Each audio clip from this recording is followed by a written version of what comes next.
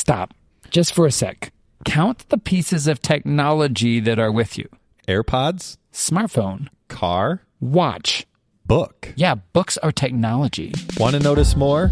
I'm Adam. And I'm Chris. Find us on the Device and Virtue podcast. We argue the wrongs and rights of technology and faith in everyday life. Your everyday life. Okay, unpause. Back to your regularly scheduled podcast. For 60 years, starting at the tail end of the 1800s, one novel remained the second best-selling book in the United States, right after the Bible. It's estimated today that it has sold between 30 and 50 million copies. It wasn't an action-adventure novel. It wasn't strictly a romance. It concerned a wealthy church and a challenge given by their pastor. The book is In His Steps by Charles Sheldon. We've covered it before on the show, and it may be familiar to you because it's the origin of WWJD, What Would Jesus Do? For the next few episodes, I'm going to read it for you right here in the feed. It's in the public domain, so it's free to do. It's a fantastic book, and I think it'll really help us to think through this season. Plus, I think you might really like it. I've spent the last few months laying out the history of the fundamentalist movement, key tenets, major players, and the opposition. If you'll remember, fundamentalism is a reactionary system.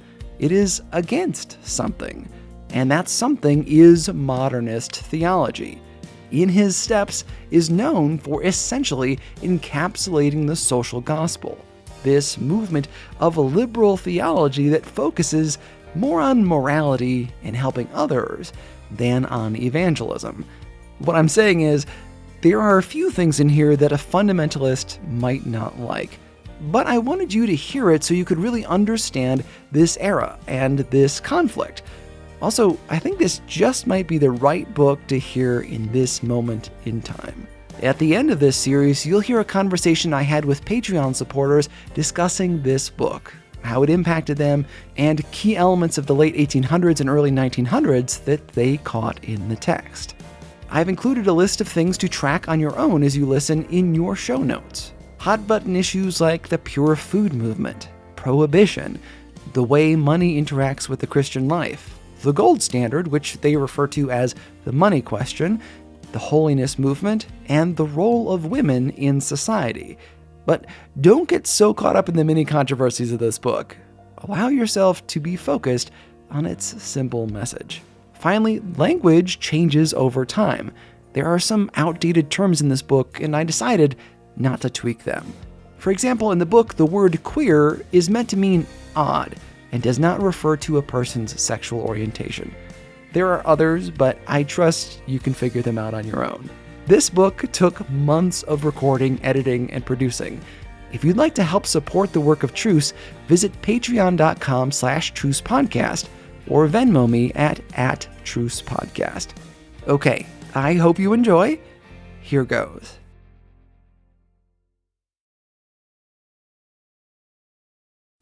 In His Steps by Charles Sheldon. Chapter 1. For hereunto were ye called, because Christ also suffered for you, leaving you an example, that ye would follow in His steps. It was Friday morning, and the Reverend Henry Maxwell was trying to finish his Sunday morning sermon. He had been interrupted several times and was growing nervous as the morning wore away, and the sermon grew very slowly toward a satisfactory finish. "Mary," he called to his wife as he went upstairs after the last interruption, "if anyone comes after this, I wish you would say I am very busy and cannot come down unless it is something very important." "Yes, Henry, but I am going over to visit the kindergarten, and you will have the house all to yourself." The minister went up to his study and shut the door. In a few minutes he heard his wife go out, and then everything was quiet. He settled himself at his desk with a sigh of relief and began to write. His text was from 1 Peter 2:21. For hereunto were ye called, because Christ also suffered for you, leaving you an example that ye should follow his steps. He had emphasized in the first part of the sermon the atonement as a personal sacrifice. calling attention to the fact of Jesus' suffering in various ways, in his life as well as in his death. He had then gone on to emphasize the atonement from the side of example, giving illustrations from the life and teachings of Jesus to show how faith in the Christ helped to save men because of the pattern or character he displayed for their imitation. He was now on the third and last point, the necessity of following Jesus in his sacrifice and example. He had put down 3 steps. What are they? And was about to enumerate them in logical order when the bell rang sharply. It was one of those clockwork bells, and always went off as a clock might go if it tried to strike 12 all at once. Henry Maxwell sat at his desk and frowned a little. He made no movement to answer the bell. Very soon it rang again. Then he rose and walked over to one of his windows, which commanded the view of the front door. A man was standing on the steps. He was a young man, very shabbily dressed. "Looks like a tramp," said the minister. "Suppose I'll have to go down and—" He did not finish his sentence, but he went downstairs and opened the front door. There was a moment's pause as the 2 men stood facing each other. Then the shabbily-looking young man said, "I'm out of a job, sir, and thought maybe you might put me in the way of getting something." "I don't know anything. Jobs are scarce," replied the minister, beginning to shut the door slowly. "I didn't know, but you might perhaps be able to give me a line to this city railway, or the superintendent of the shops, or something," continued the young man, shifting his faded hat from one hand to the other nervously. "It would be of no use. You will have to excuse me. I am very busy this morning. I hope you will find something. Sorry, I cannot give you something to do here, but I keep only a horse and a cow, and can do the work myself." The Reverend Henry Maxwell closed the door and heard the man walk down the steps. As he went into his study, he saw from his hall window that the man was going slowly down the street, still holding his hat between his hands. There was something in the figure so dejected, hopeless, and forsaken that the minister hesitated a moment as he stood looking at it. Then he turned to his desk and, with a sigh, began the writing where he had left off. He had no more interruptions, and when his wife came in 2 hours later, the sermon was finished, the loose leaves gathered up and neatly tied together, and laid on his Bible, all ready for the Sunday morning service. "A queer thing happened at the kindergarten this morning, Henry," said his wife while they were eating dinner. "You know, I went over with Mrs. Brown to visit the school, and just after the games, while the children were at their tables, the door opened and a young man came in, holding a dirty hat in both hands. He sat down near the door and never said a word, only looked at the children. He was evidently a tramp, and Mrs. Wren and her assistant, Miss Kyle, were a little frightened at first, but he sat there very quietly, and after a few minutes he went out. Perhaps he was tired and wanted to rest somewhere. The man called here, I think. Did you say he looked like a tramp?" "Yes, very dusty, shabby, and generally tramp-like. Not more than 30 or 35 years old, I should say." "The same man," said Reverend Henry Maxwell thoughtfully. "Did you finish your sermon, Henry?" his wife asked after a pause. "Yes, all done. It has been a very busy week with me. The 2 sermons have cost me a good deal of labor." "They will be appreciated by a large audience Sunday, I hope," replied his wife, smiling. "What are you going to preach about in the morning?" "Following Christ. I take up the atonement under the head of sacrifice and example, and then show the steps needed to follow his sacrifice and example." "I am sure it is a good sermon. I hope it won't rain Sunday. We have had so many stormy Sundays lately." "Yes, the audience has been quite small for some time. People will not come out to church in a storm." The Reverend Henry Maxwell sighed as he said it. He was thinking of the careful, laborious effort he had made in preparing sermons for large audiences that failed to appear. But Sunday morning dawned on the town of Raymond, one of those perfect days that sometimes come after long periods of wind and mud and rain. The air was clear and bracing. The sky was free from all threatening signs, and everyone in Mr. Maxwell's parish prepared to go to church. When the service opened at 11 o'clock, the building was filled with an audience of the best-dressed, most comfortable-looking people of Raymond. The First Church of Raymond believed in having the best music that money could buy, and its quartet choir this morning was a source of great pleasure to the congregation. The anthem was inspiring. All the music was in keeping with the subject of the sermon, and the anthem was an elaborate adaptation to the most modern music of the hymn. Jesus, I my cross have taken, all to leave and follow thee. Just before the sermon, the soprano sang a solo, the well-known hymn, Where he leads me, I will follow. I'll go with him, all the way. Rachel Winslow looked very beautiful that morning as she stood up behind the screen of carved oak, which was significantly marked with the emblems of the cross and the crown. Her voice was even more beautiful than her face, and that meant a great deal. There was a general rustle of expectation over the audience as she rose. Mr. Maxwell settled himself contentedly behind the pulpit. Rachel Winslow's singing always helped him. He generally arranged for a song before the sermon, and made possible a certain inspiration of feeling that made his delivery more impressive. People said to themselves they had never heard such singing even in the first church. It is certain that if it had not been a church service, her solo would have been vigorously applauded. It even seemed to the minister that when she sat down, that something like an attempted clapping of hands or striking of feet on the floor swept through the church. He was startled by it. As he rose, however, and laid his sermon on the Bible, he said to himself that he had been deceived. Of course, it could not occur. In a few moments, he was absorbed in the sermon, and everything else was forgotten in the pleasure of his delivery. No one had ever accused Henry Maxwell of being a dull preacher. On the contrary, he had often been charged with being sensational, not in what he had said so much as in his way of saying it. But the First Church people liked that. It gave their preacher and their parish a pleasant distinction that was agreeable. It was also true that the pastor of the First Church loved to preach. He seldom exchanged. He was eager to be in his own pulpit when Sunday came. There was an exhilarating half hour for him as he faced a church full of people and knew that he had a hearing. He was peculiarly sensitive to the variations in the audience. He never preached well before a small audience. The weather also affected him decidedly. He was at his best just before an audience as faced him now, on just such a morning. He felt a glow of satisfaction as he went on. The church was the first in the city. It had the best choir. It had a membership composed of the leading people, representatives of the wealth, society, and intelligence of Raymond. He was going abroad on a 3 months vacation in the summer, and the circumstances of his pastorate, his influence, and his position as pastor of the first church in the city.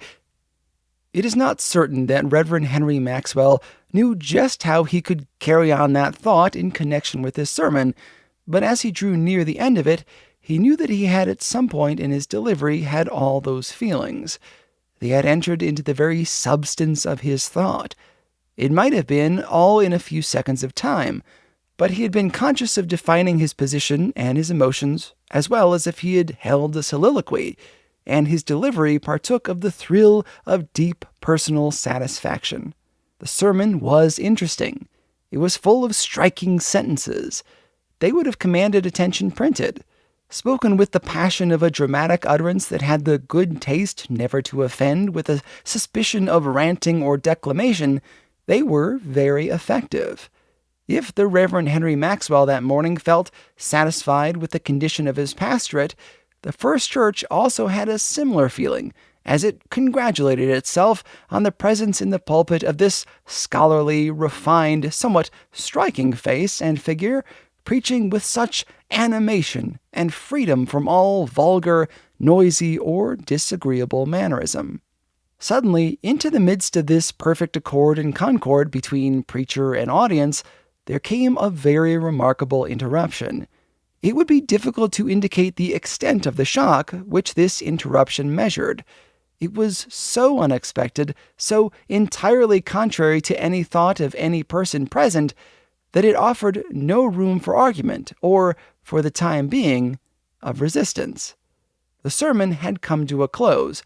Mr. Maxwell had just turned the half of the big Bible over upon the manuscript and was about to sit down as the quartet prepared to arise to sing the closing selection, All for Jesus, all my being's ransom powers, when the entire congregation was startled by the sound of a man's voice.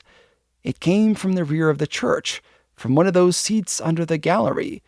The next moment, the figure of a man came out of the shadow there and walked down the middle aisle.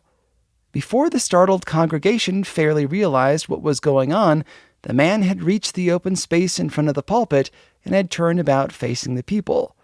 "I've been wondering since I came in here." They were the words he used under the gallery, and he repeated them. "If it would be just the thing to say at the close of the service.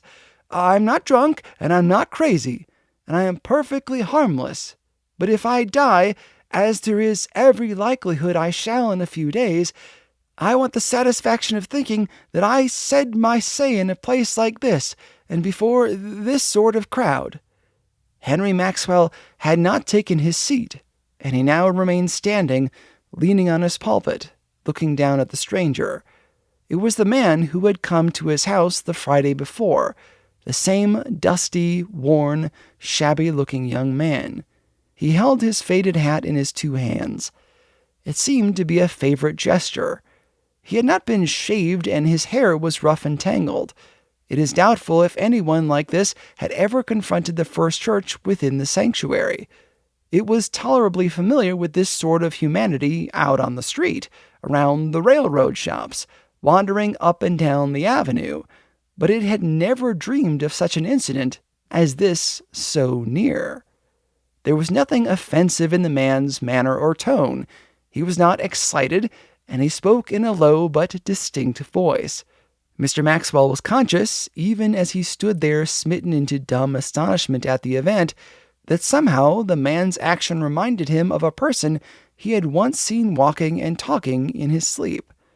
No one in the house made any motion to stop the stranger or in any way interrupt him. Perhaps the first shock of his sudden appearance deepened into a genuine perplexity concerning what was best to do. However that may be, he went on as if he had no thought of interruption, and no thought of the unusual climate which he had introduced into the decorum of the first church service.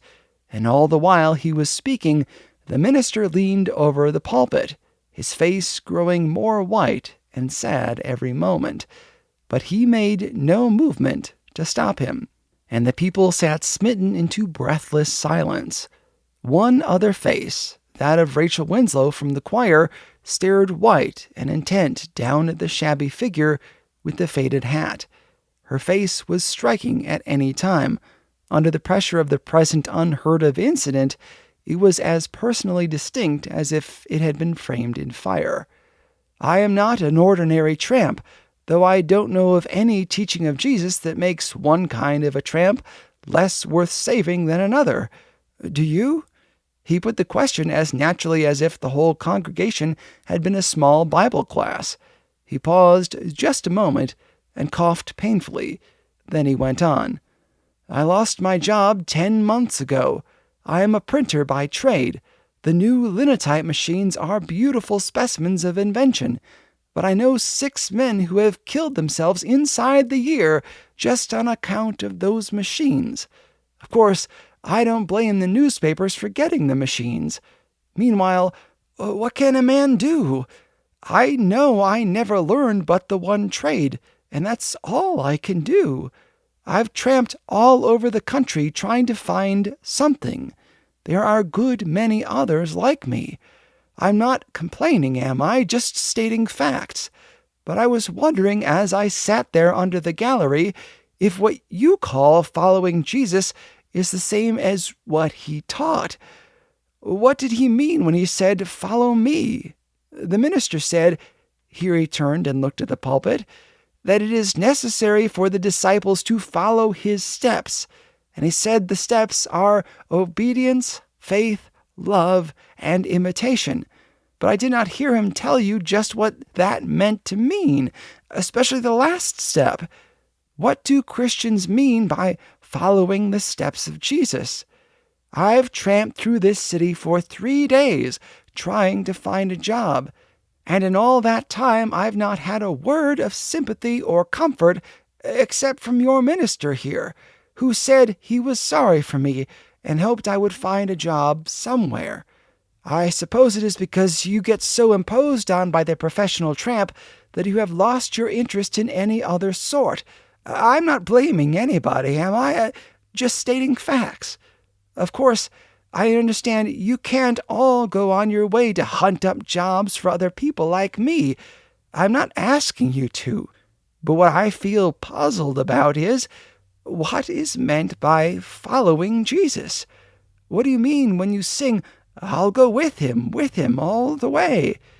Do you mean that you are suffering and denying yourselves and trying to save lost, suffering humanity, just as I understand Jesus did? What do you mean by it? I see the ragged edge of things a good deal. I understand there are more than 500 men in the city in my case. Most of them have families. My wife died 4 months ago. I'm glad she is out of trouble. My little girl is staying with a printer's family until I find a job.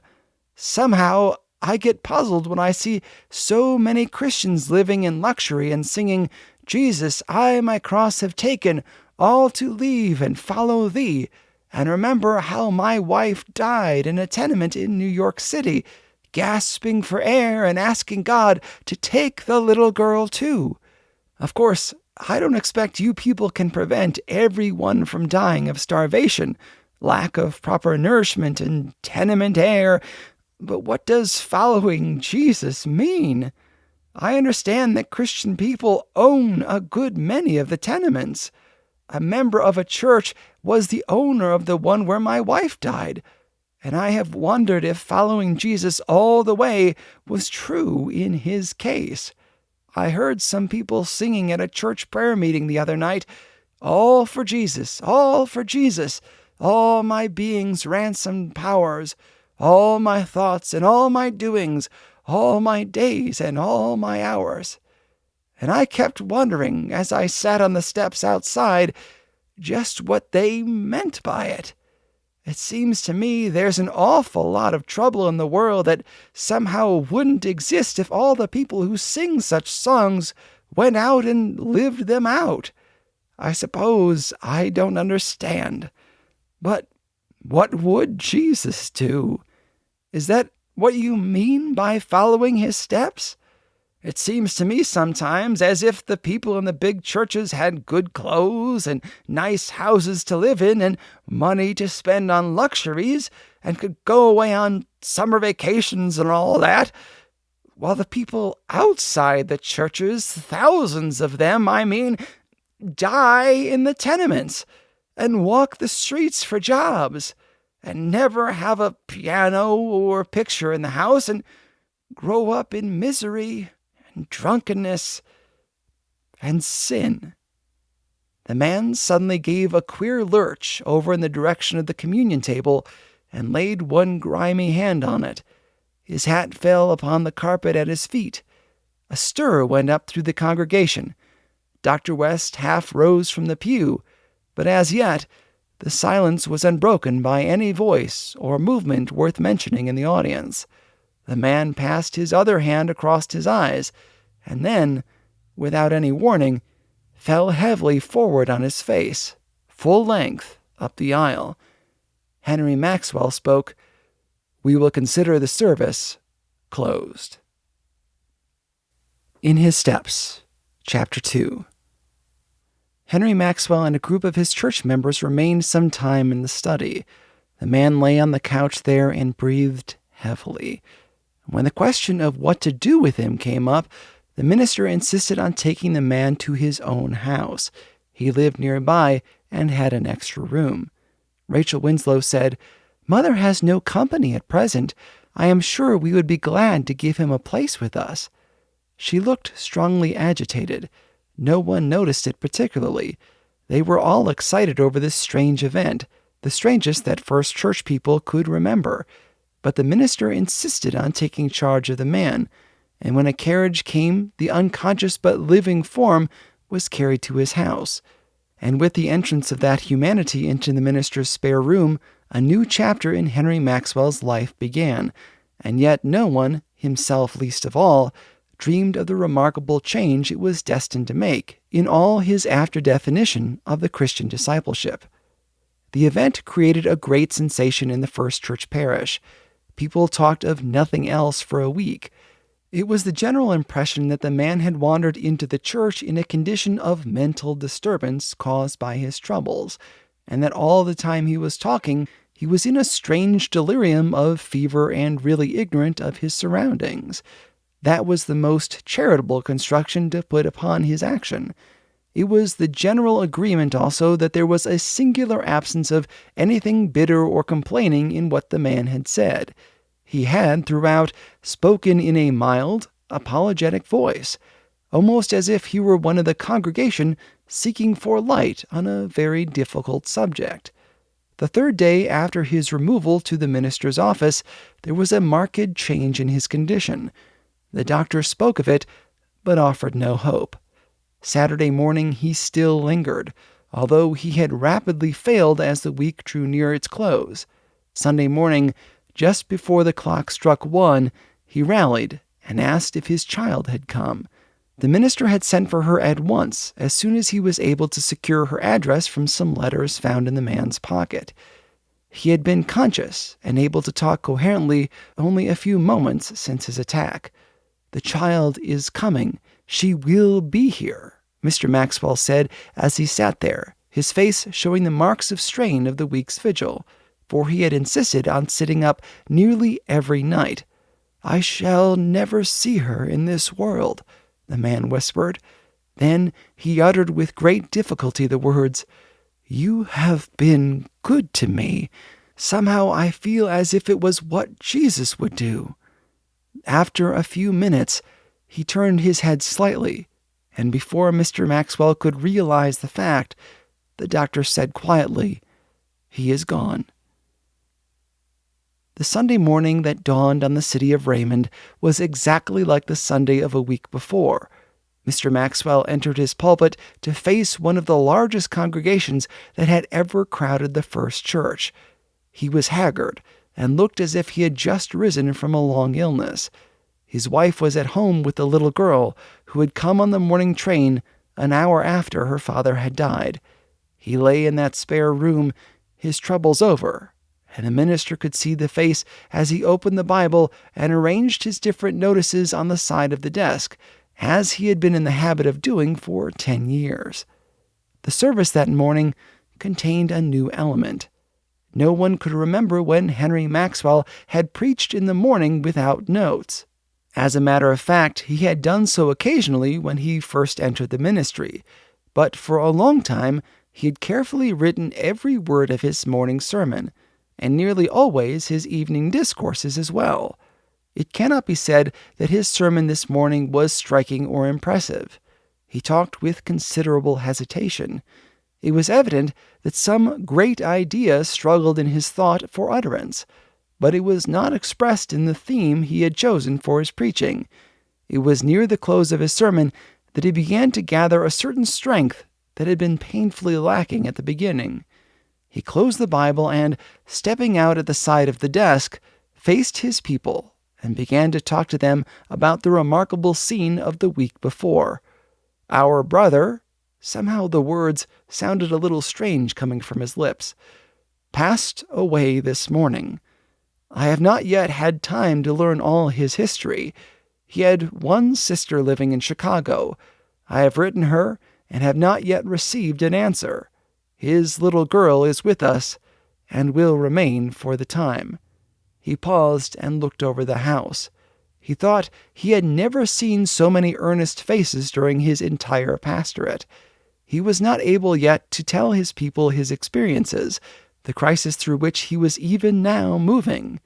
but something in his feeling passed from him to them, and it did not seem to him that he was acting under a careless impulse at all to go on and break to them this morning something of the message he bore in his heart.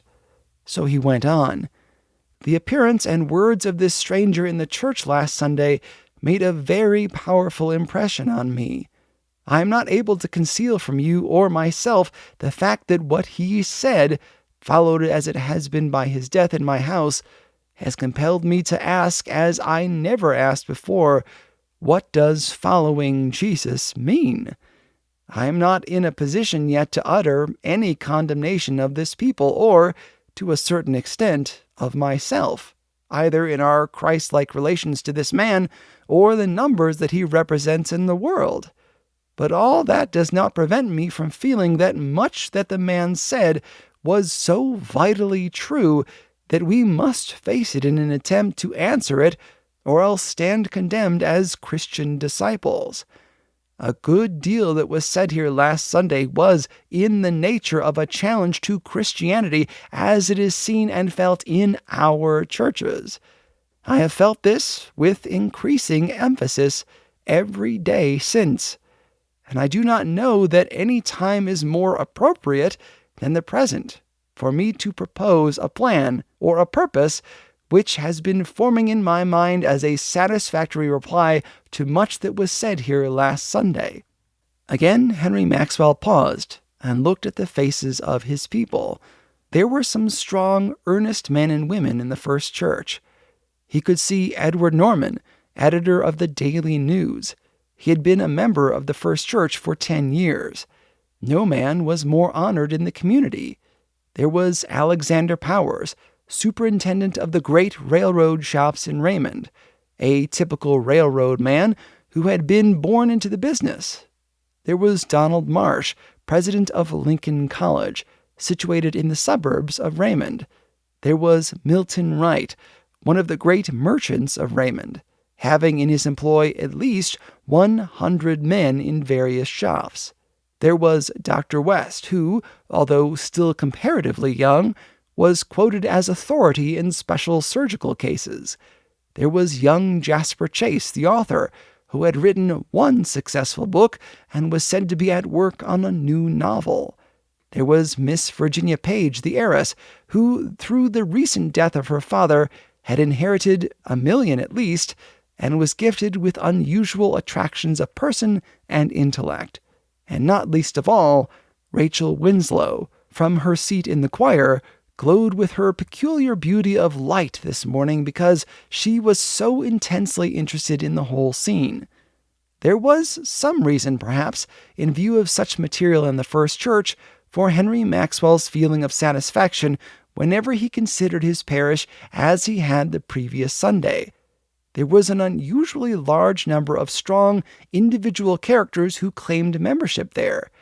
But as he noted their faces this morning, he was simply wondering how many of them would respond to the strange proposition he was about to make. He continued slowly, taking time to choose his words carefully, and giving the people an impression they had never felt before, even when he was at his best with his most dramatic delivery. What I'm going to propose now is something that ought not to appear unusual or at all impossible of execution, yet I am aware that it will be regarded by a large number, perhaps, of the members of this church.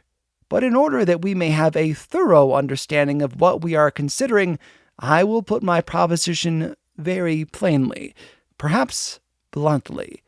I want volunteers from the first church who will pledge themselves earnestly and honestly for an entire year not to do anything without first asking the question, what would Jesus do? And after asking the question, each one will follow Jesus as exactly as he knows how, no matter what the result may be. I will, of course, include myself in this company of volunteers, and shall take for granted that my church here will not be surprised at my future conduct, as based on this standard of action, and will not oppose whatever is done if they think Christ would do it. Have I made my meaning clear? At the close of the service, I want all those members who are willing to join such a company to remain, and we will talk over the details of the plan. Our motto will be, "What would Jesus do?" Our aim will be to act just as he would if he was in our places, regardless of immediate results. In other words, we propose to follow Jesus' steps as closely and as literally as we believe he taught his disciples to do. And those who volunteer to do this will pledge themselves for an entire year, beginning with today, so to act. Henry Maxwell paused again and looked out over his people. It is not easy to describe the sensation that such a simple proposition apparently made. Men glanced at one another in astonishment. It was not like Henry Maxwell to define Christian discipleship in this way. There was evident confusion of thought over his proposition. It was understood well enough, but there was apparently a great difference of opinion as to the application of Jesus' teaching and example. He calmly closed the service with a brief prayer. The organist began his postlude immediately after the benediction, and the people began to go out. There was a great deal of conversation. Animated groups stood all over the church discussing the minister's proposition. It was evidently provoking great discussion. After several minutes, he asked all who expected to remain to pass into the lecture room, which joined the large room on the side. He was himself detained at the front of the church, talking with several persons there, and when he finally turned around, the church was empty. He walked over to the lecture room entrance and went in. He was almost startled to see the people who were there. He had not made up in his mind about any of his members, but he had hardly expected that so many were ready to enter into such a literal testing of their Christian discipleship as now awaited him. There were perhaps 50 present, among them Rachel Winslow and Virginia Page, Mr. Norman, President Marsh, Alexander Powers, the railroad superintendent, Milton Wright, Dr. West, and Jasper Chase. He closed the door of the lecture room and went and stood before the little group. His face was pale, and his lips trembled with genuine emotion. It was to him a genuine crisis in his own life, and that of his parish. No man can tell until he is moved by the divine Spirit what he may do, or how he may change the current of a lifetime of fixed habits of thought and speech and action. Henry Maxwell did not, as we have said, yet know himself all that he was passing through, but he was conscious of a great upheaval in his definition of Christian discipleship, and he was moved with a depth of feeling he could not measure as he looked into the faces of those men and women on this occasion. It seemed to him that the most fitting word to be spoken first was that of prayer. He asked them all to pray with him, and almost with the first syllable he uttered, there was a distinct presence of the Spirit felt by them all. As the prayer went on, this presence grew in power. They all felt it. The room was filled with it as plainly as if it had been visible. When the prayer closed, there was a silence that lasted several moments. All the heads were bowed. Henry Maxwell's face was wet with tears. If an audible voice from heaven had sanctioned their pledge to follow the Master's steps, not one person present could have felt more certain of the divine blessing. And so the most serious movement ever started in the First Church of Raymond had begun. "We all understand," said he, speaking very quietly, "what we have undertaken to do. We pledge ourselves to do everything in our daily lives after asking the question, 'What would Jesus do?' regardless of what may be the result to us. Sometime I shall be able to tell you what a marvelous change has come over my life within a week's time. I cannot now. But the experience I have been through since last Sunday has left me so dissatisfied with my previous definition of Christian discipleship that I have been compelled to take this action. I did not dare begin it alone. I know that I am being led by the hand of divine love in all this. The same divine impulse must have led you also. Do we understand fully what we have undertaken? I want to ask a question, said Rachel Winslow. Everyone turned towards her. Her face glowed with a beauty that no physical loveliness could ever create. I am a little in doubt as to the source of our knowledge concerning what Jesus would do. Who is to decide for me just what he would do in my case? It is a different age. There are many perplexing questions in our civilization that are not mentioned in the teachings of Jesus. How am I going to tell what he would do? There is no way that I know of, replied the pastor, except as we study Jesus through the medium of the Holy Spirit. You remember that Christ said, speaking to his disciples about the Holy Spirit, "Howbeit, when he, the Spirit of truth, is come, he shall guide you into all truth. For he shall not speak from himself, but what things soever he shall hear, these shall he speak. And he shall declare unto you the things that are to come. He shall glorify me, for he shall take of mine, and shall declare it unto you. All things whatsoever the Father hath are mine. Therefore, said I, that he taketh of mine, and shall declare it unto you." There is no other test that I know of. We shall all have to decide what Jesus would do after going to the source of knowledge.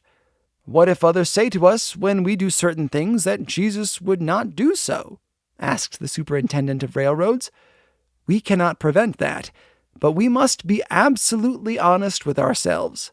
The standard of Christian action cannot vary in most of our acts. And yet what one church member thinks Jesus would do, another refuses to accept as his probable course of action. What is to render our conduct uniformly Christ-like? Will it be possible to reach the same conclusions always in all cases? Asked President Marsh. Mr. Maxwell was silent some time. Then he answered, "No, I don't think that we can expect that. But when it comes to a genuine, honest, enlightened following of Jesus' steps, I cannot believe there will be any confusion either in our minds or in the judgment of others. We must be free from fanaticism on one hand and too much caution on the other. If Jesus' example is the example for the world to follow, it certainly must be feasible to follow it. But we need to remember this great fact. After we have asked the Spirit to tell us what Jesus would do and have received an answer to it, we are to act, regardless of the results to ourselves. Is that understood?" All the faces in the room were raised towards the minister in solemn assent. There was no misunderstanding that proposition. Henry Maxwell's face quivered again as he noted the president of the Endeavor Society with several members seated back of the older men and women. In His Steps, Chapter 3. Edward Norman, editor of the Raymond Daily News, sat in his office room Monday morning and faced a new world of action.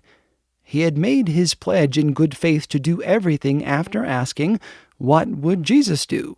And, as he supposed, with his eyes open to all the possible results. But as the regular life of the paper started on another week's rush and whirl of activity, he confronted it with a degree of hesitation and a feeling nearly akin to fear.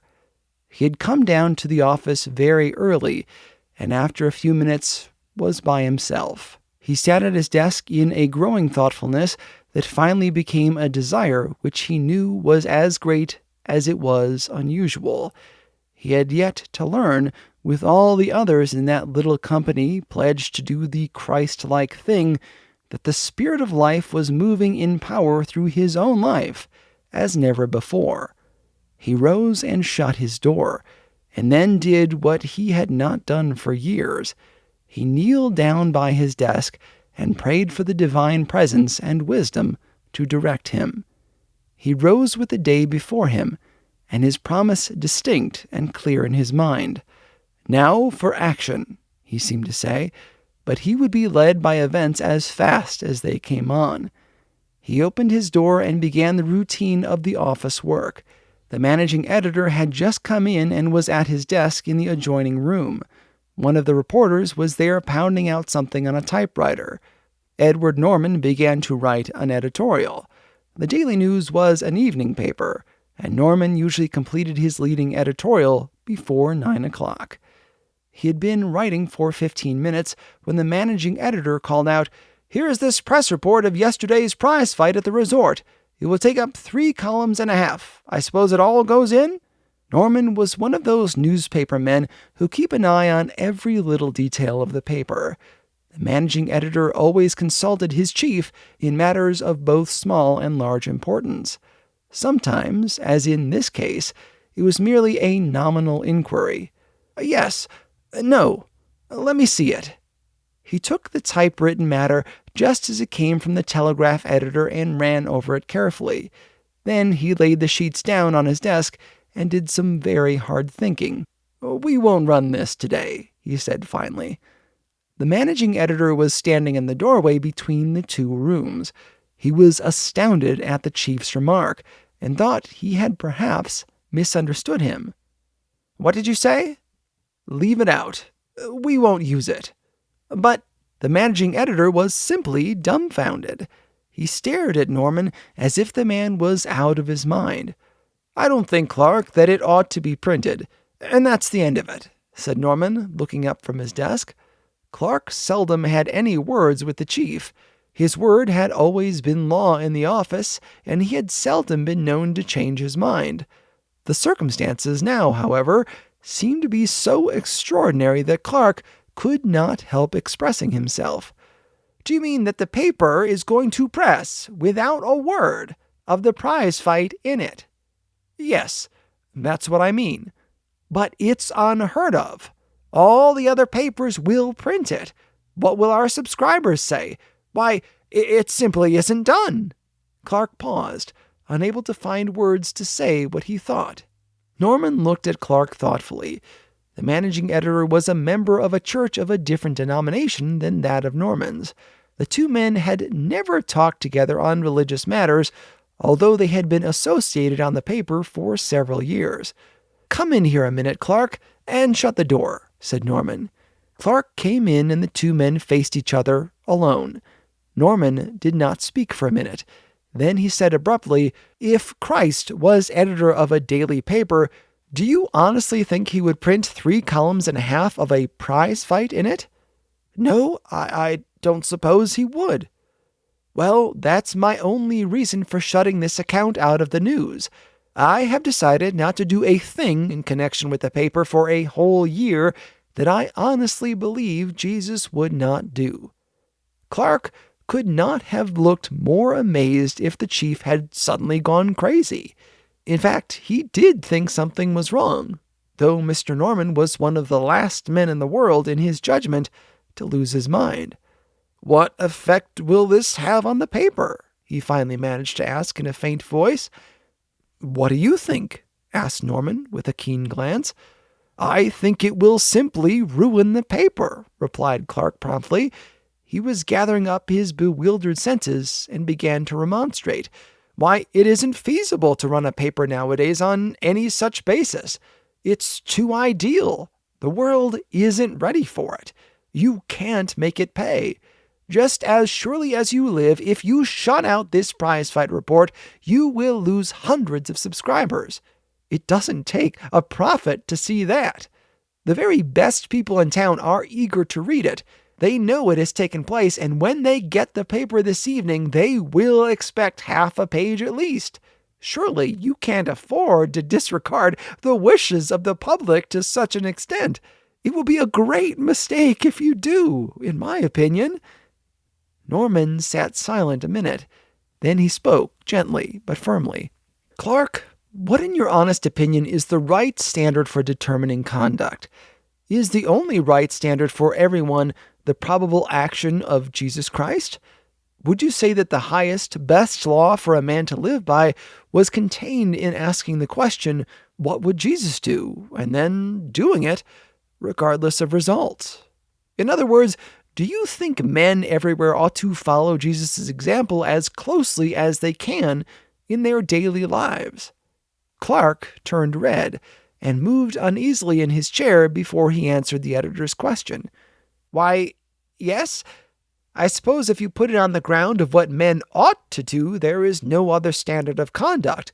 But the question is, what is feasible? Is it possible to make it pay? To succeed in the newspaper business, we have to conform to custom and the recognized methods of society. We can't do as we would in an ideal world. Do you mean that we can't run the paper strictly on Christian principles and make it succeed? Yes, that's just what I mean. It can't be done. We'll go bankrupt in 30 days. Norman did not reply at once. He was very thoughtful. We shall have occasion to talk this over again, Clark. Meanwhile, I think we ought to understand each other frankly. I have pledged myself for a year to do everything connected with the paper after asking the question, what would Jesus do, as honestly as possible. I shall continue to do this in the belief that not only can we succeed, but that we can succeed better than we ever did. Clark rose. The report does not go in? It does not. There is plenty of good material to take its place, and you know what that is. Clark hesitated. Are you going to say anything about the absence of the report? No. Let the paper go to press as if there had been no such thing as a prize fight yesterday. Clark walked out of the room to his own desk, feeling as if the bottom had dropped out of everything. He was astonished, bewildered, excited, and considerably angered. His great respect for Norman checked his rising indignation and disgust, but with it all was a feeling of growing wonder at the sudden change of motive which had entered the office of the Daily News and threatened, as he firmly believed, to destroy it. Before noon, every reporter, pressman, and employee on the Daily News was informed of the remarkable fact that the paper was going to press without a word in it about the famous prize fight of Sunday. The reporters were simply astonished beyond measure at the announcement of the fact. Everyone in the stereotyping and composing rooms had something to say about the unheard-of omission. 2 or 3 times during the day, when Mr. Norman had occasion to visit the composing rooms, the men stopped their work or glanced around their cases, looking at him curiously. He knew that he was being observed, but said nothing, and did not appear to note it. There had been several minor changes in the paper, suggested by the editor, but nothing marked. He was waiting and thinking deeply. He felt as if he needed time and considerable opportunity for the exercise of his best judgment in several matters before he answered the ever-present question in the right way. It was not because there were not a great many things in the life of the paper that were contrary to the Spirit of Christ that he did not act at once, but because he was yet honestly in doubt concerning what action Jesus would take. When the Daily News came out that evening, it carried to its subscribers a distinct sensation. The presence of the report of the prize fight could not have produced anything equal to the effect of its omission. Hundreds of men in the hotels and stores downtown, as well as regular subscribers, eagerly opened the paper and searched it through for the account of the great fight. Not finding it, they rushed to the newsstand and bought other papers. Even the newsboys had not understood the fact of omission. One of them was calling out, "Daily News, full count, great prize fight at resort. News, sir?" A man at the corner of the avenue, close by the news office, bought the paper, looked over its front page hurriedly, then angrily called the boy back. "Hey, boy, what's the matter with your paper? There's no prize fight here. What do you mean by selling old papers?" "Old paper is nothing," replied the boy indignantly. "That's today's paper. What's the matter with you?" "But there is no account of the prize fight here. Look." The man handed back the paper, and the boy glanced at it hurriedly. Then he whistled, while a bewildered look crept over his face. Seeing another boy running by with papers, he called out, "Say, Sam, let me see your pile." A hasty examination revealed the remarkable fact that all the copies of the news were silent on the subject of the prize fight. "Here, give me another paper," shouted the customer, "one with the prize fight account." He received it and walked off, while the two boys remained comparing notes and lost in wonder at the result. "Something slipped a cog in the newsy, sure," said the first boy, but he couldn't tell why, and he ran over to the news office to find out. There were several other boys at the delivery room, and they were all excited and disgusted. The amount of slangy remonstrance hurled at the clerk back at the long counter would have driven anyone else to despair. He was used to more or less of it all the time, and consequently hardened to it. Mr. Norman was just coming downstairs on his way home, and he paused as he went by the door of the delivery room and looked in. "What's the matter here, George?" he asked the clerk as he noted the unusual confusion. "The boys say that they can't sell any copies of the news tonight because the prize fight isn't in it," replied George, looking cautiously at the editor, as so many of the employees had done during the day. Mr. Norman hesitated a moment, then walked into the room and confronted the boys. "How many papers are there here? Boys, count them out, and I'll buy them tonight." There was a combined stare and a wild counting of papers on the part of the boys. "Give them their money, George, and if any of the other boys come in with the same complaint, buy their unsold copies. Is that fair?" he asked the boys, who were smitten into unusual silence by the unheard-of action on the part of the editor. "Fair? Well, I should say, but will you keep this up? Will this be a continued performance for the benefit of the fraternity?" Mr. Norman smiled slightly, but he did not think it was necessary to answer the question. He walked out of the office and went home. On the way, he could not avoid that constant query: would Jesus have done it? It was not so much with reference to this last transaction as to the entire motive that had urged him on since he had made the promise. The newsboys were necessarily sufferers through the action he had taken. Why should they lose money by it? They were not to blame. He was a rich man and could afford to put a little brightness into their lives if he chose to do it. He believed as he went on his way home that Jesus would have done either what he did or something similar in order to be free of any possible feeling of injustice.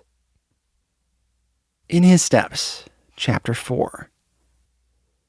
During the week, he was in receipt of numerous letters commenting on the absence from the news of the account of the prize fight. 2 or 3 of these letters may be of interest. Editor of the News. Dear Sir, I have been thinking for some time of changing my paper.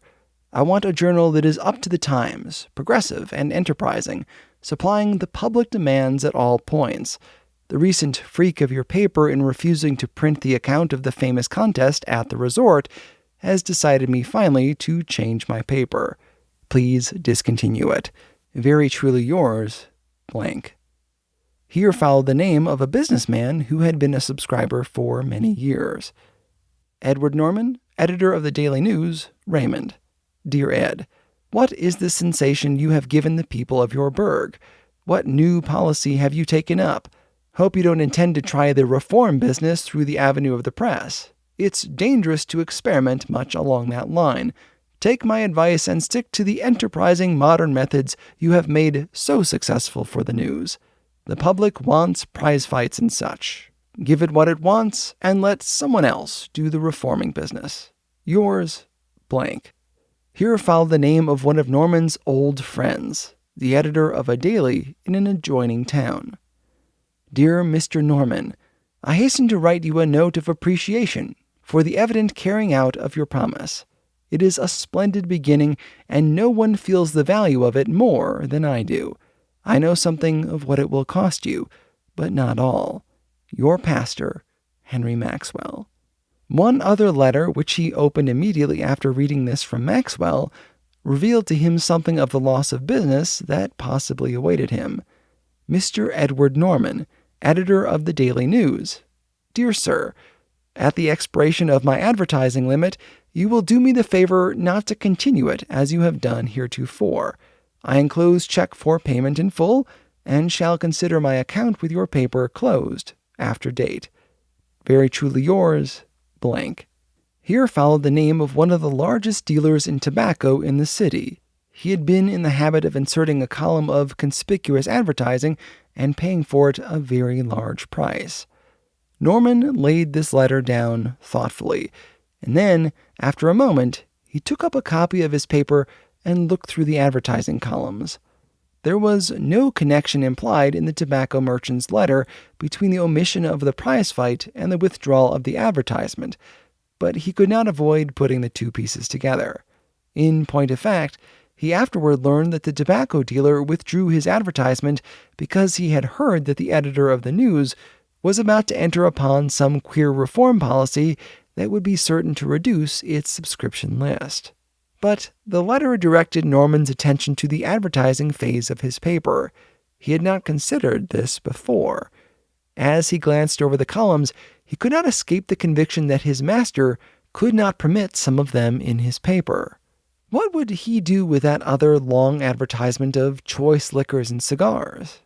As a member of a church and a respected citizen, he had incurred no special censure because the saloonmen advertised in his columns.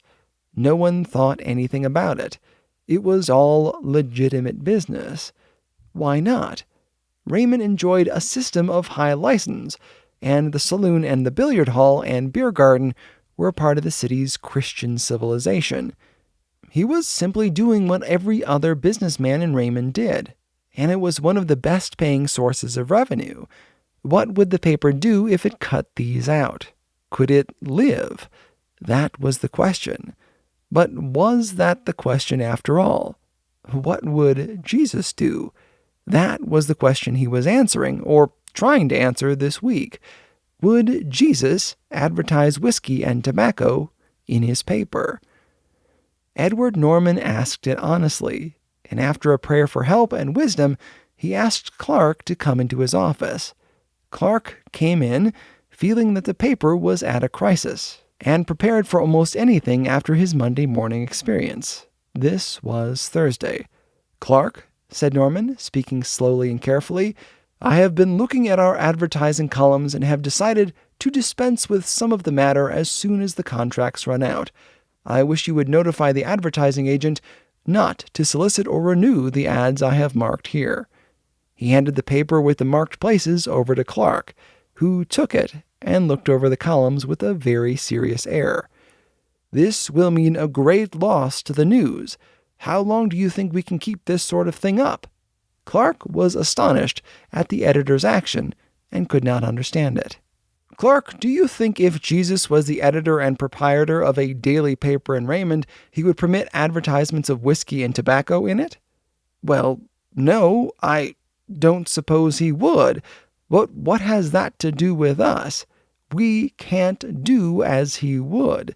Newspapers can't be run on such basis." "Why not?" asked Norman quietly. "Why not? Because they will lose more money than they make, that's all." Clark spoke out with an irritation that he really felt. "We shall certainly bankrupt the paper with this sort of business policy." "Do you really think so?" Norman asked the question not as if he expected an answer, but simply as if he were talking with himself. After a pause, he said, "You may direct Marx to do as I have said. I believe it is what Christ would do, and, as I told you, Clark, that is what I have promised to try to do for a year, regardless of what the results may be to me. I cannot believe that by any kind of reasoning we could reach a conclusion justifying our Lord in the advertisements, in this age, of whiskey and tobacco in a newspaper. There are some other advertisements of a doubtful character I shall study into. Meanwhile, I feel a conviction in regard to these that cannot be silenced." Clark went back to his desk feeling as if he had been in the presence of a very peculiar person. He could not grasp the meaning of it all. He felt enraged and alarmed. He was sure any such policy would ruin the paper as soon as it became generally known that the editor was trying to do everything by such an absurd moral standard. What would become of business if this standard was adopted? It would upset every custom and introduce endless confusion. It was simply foolishness. It was downright idiocy. So Clark said to himself, and when Marx was informed of the action, he seconded the managing editor with some very forcible ejaculations. What was the matter with the chief? Was he insane? Was he going to bankrupt the whole business?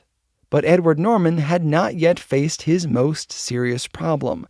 When he came down to the office Friday morning, he was confronted with the usual program for the Sunday morning edition.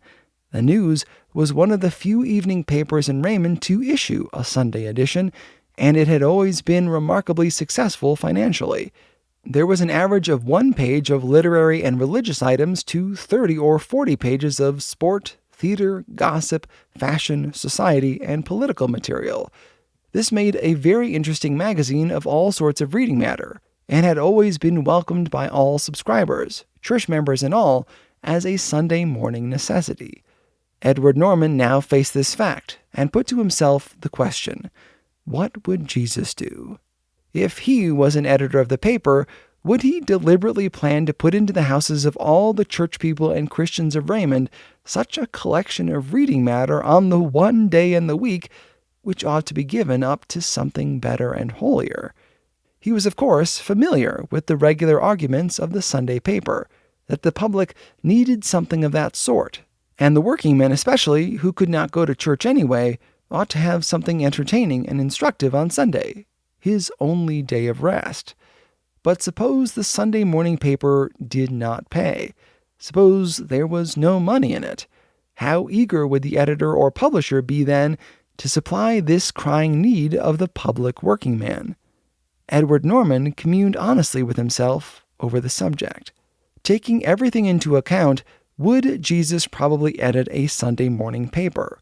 No matter whether it paid. That was not the question. As a matter of fact, the Sunday News paid so well that it would be a direct loss of thousands of dollars to discontinue it. Besides, the regular subscribers had paid for a 7-day paper. Had he any right now to give them less than they supposed they had paid for? He was honestly perplexed by the question. So much was involved in the discontinuance of the Sunday edition that for the first time he almost decided to refuse to be guided by the standard of Jesus' probable action. He was sole proprietor of the paper. It was his to shape as he chose. He had no board of directors to consult as to policy. But as he sat there surrounded by the usual quantity of material for the Sunday edition, he reached some definite conclusions. And among them was a determination to call in the force of the paper and frankly state his motive and purpose. He sent word for Clark and the other men in his office, including the few reporters who were in the building and the foreman, with what men were in the composing room. In the early morning they were not all in, to come into the mailing room. This was a large room, and the men came in curiously and perched around on the tables and counters. It was a very unusual proceeding, but they all agreed that the paper was being run on new principles anyhow, and they all watched Mr. Norman carefully as he spoke. I called you in to let you know my further plans for the News. I propose certain changes which I believe are necessary. I understand very well that some things I have already done are regarded by the men as very strange. I wish to state my motive in doing what I have done. Here he told the men what he had already told Clark, and they stared as Clark had done, and looked as painfully conscious. Now, in acting on this standard of conduct, I have reached a conclusion that will, no doubt, cause some surprise. I have decided that the Sunday morning edition of the News shall be discontinued after next Sunday's issue. I shall state in that issue my reasons for discontinuing. In order to make up to the subscribers the amount of reading matter they may suppose themselves entitled to, we can issue a double number on Saturday, as is done by many evening papers that make no attempt at a Sunday edition. I am convinced that from a Christian point of view, more harm than good has been done by our Sunday morning paper. I do not believe that Jesus would be responsible for it if he were in my place today. It will occasion some trouble to arrange the details caused by this charge with the advertisers and subscribers. That is for me to look after. The change itself is one that will take place. So far as I can see, the loss will fall on myself. Neither the reporters nor the pressmen need to make any particular changes in their plans. He looked around the room and no one spoke. He was struck for the first time in his life with the fact that in all the years of his newspaper life, he had never had the force of the paper together in this way. Would Jesus do that? That is, would he probably run a newspaper on some loving family plan, where editors, reporters, pressmen, and all meet to discuss and devise and plan for the making of a paper that should have in view? He caught himself drawing almost away from the facts of typographical unions and office rules and reporters' enterprises and all the cold, business-like methods that made a great daily successful. But still, the vague picture that came up in the mailing room would not fade away when he had gone into his office and the men had gone back to their places with wonder in their looks and questions of all sorts on their tongues as they talked over the editor's remarkable actions. Clark came in and had a long, serious talk with his chief. He was thoroughly roused, and his protest almost reached the point of resigning his place. Norman guarded himself carefully. Every minute of the interview was painful to him, but he felt more than ever the necessity of doing the Christ-like thing. Clark was a very valuable man. It would be difficult to fill his place, but he was not able to give any reasons for continuing the Sunday paper that answered the question, what would Jesus do, by letting Jesus print that edition. "It comes to this, then," said Clark frankly. "You will bankrupt the paper in 30 days. We might as well face that future fact." "I don't think we shall." "Will you stay by the news until it is bankrupt?" asked Norman with a strange smile. "Mr. Norman, I don't understand you. You are not the same man this week that I always knew before." "I don't know myself either, Clark.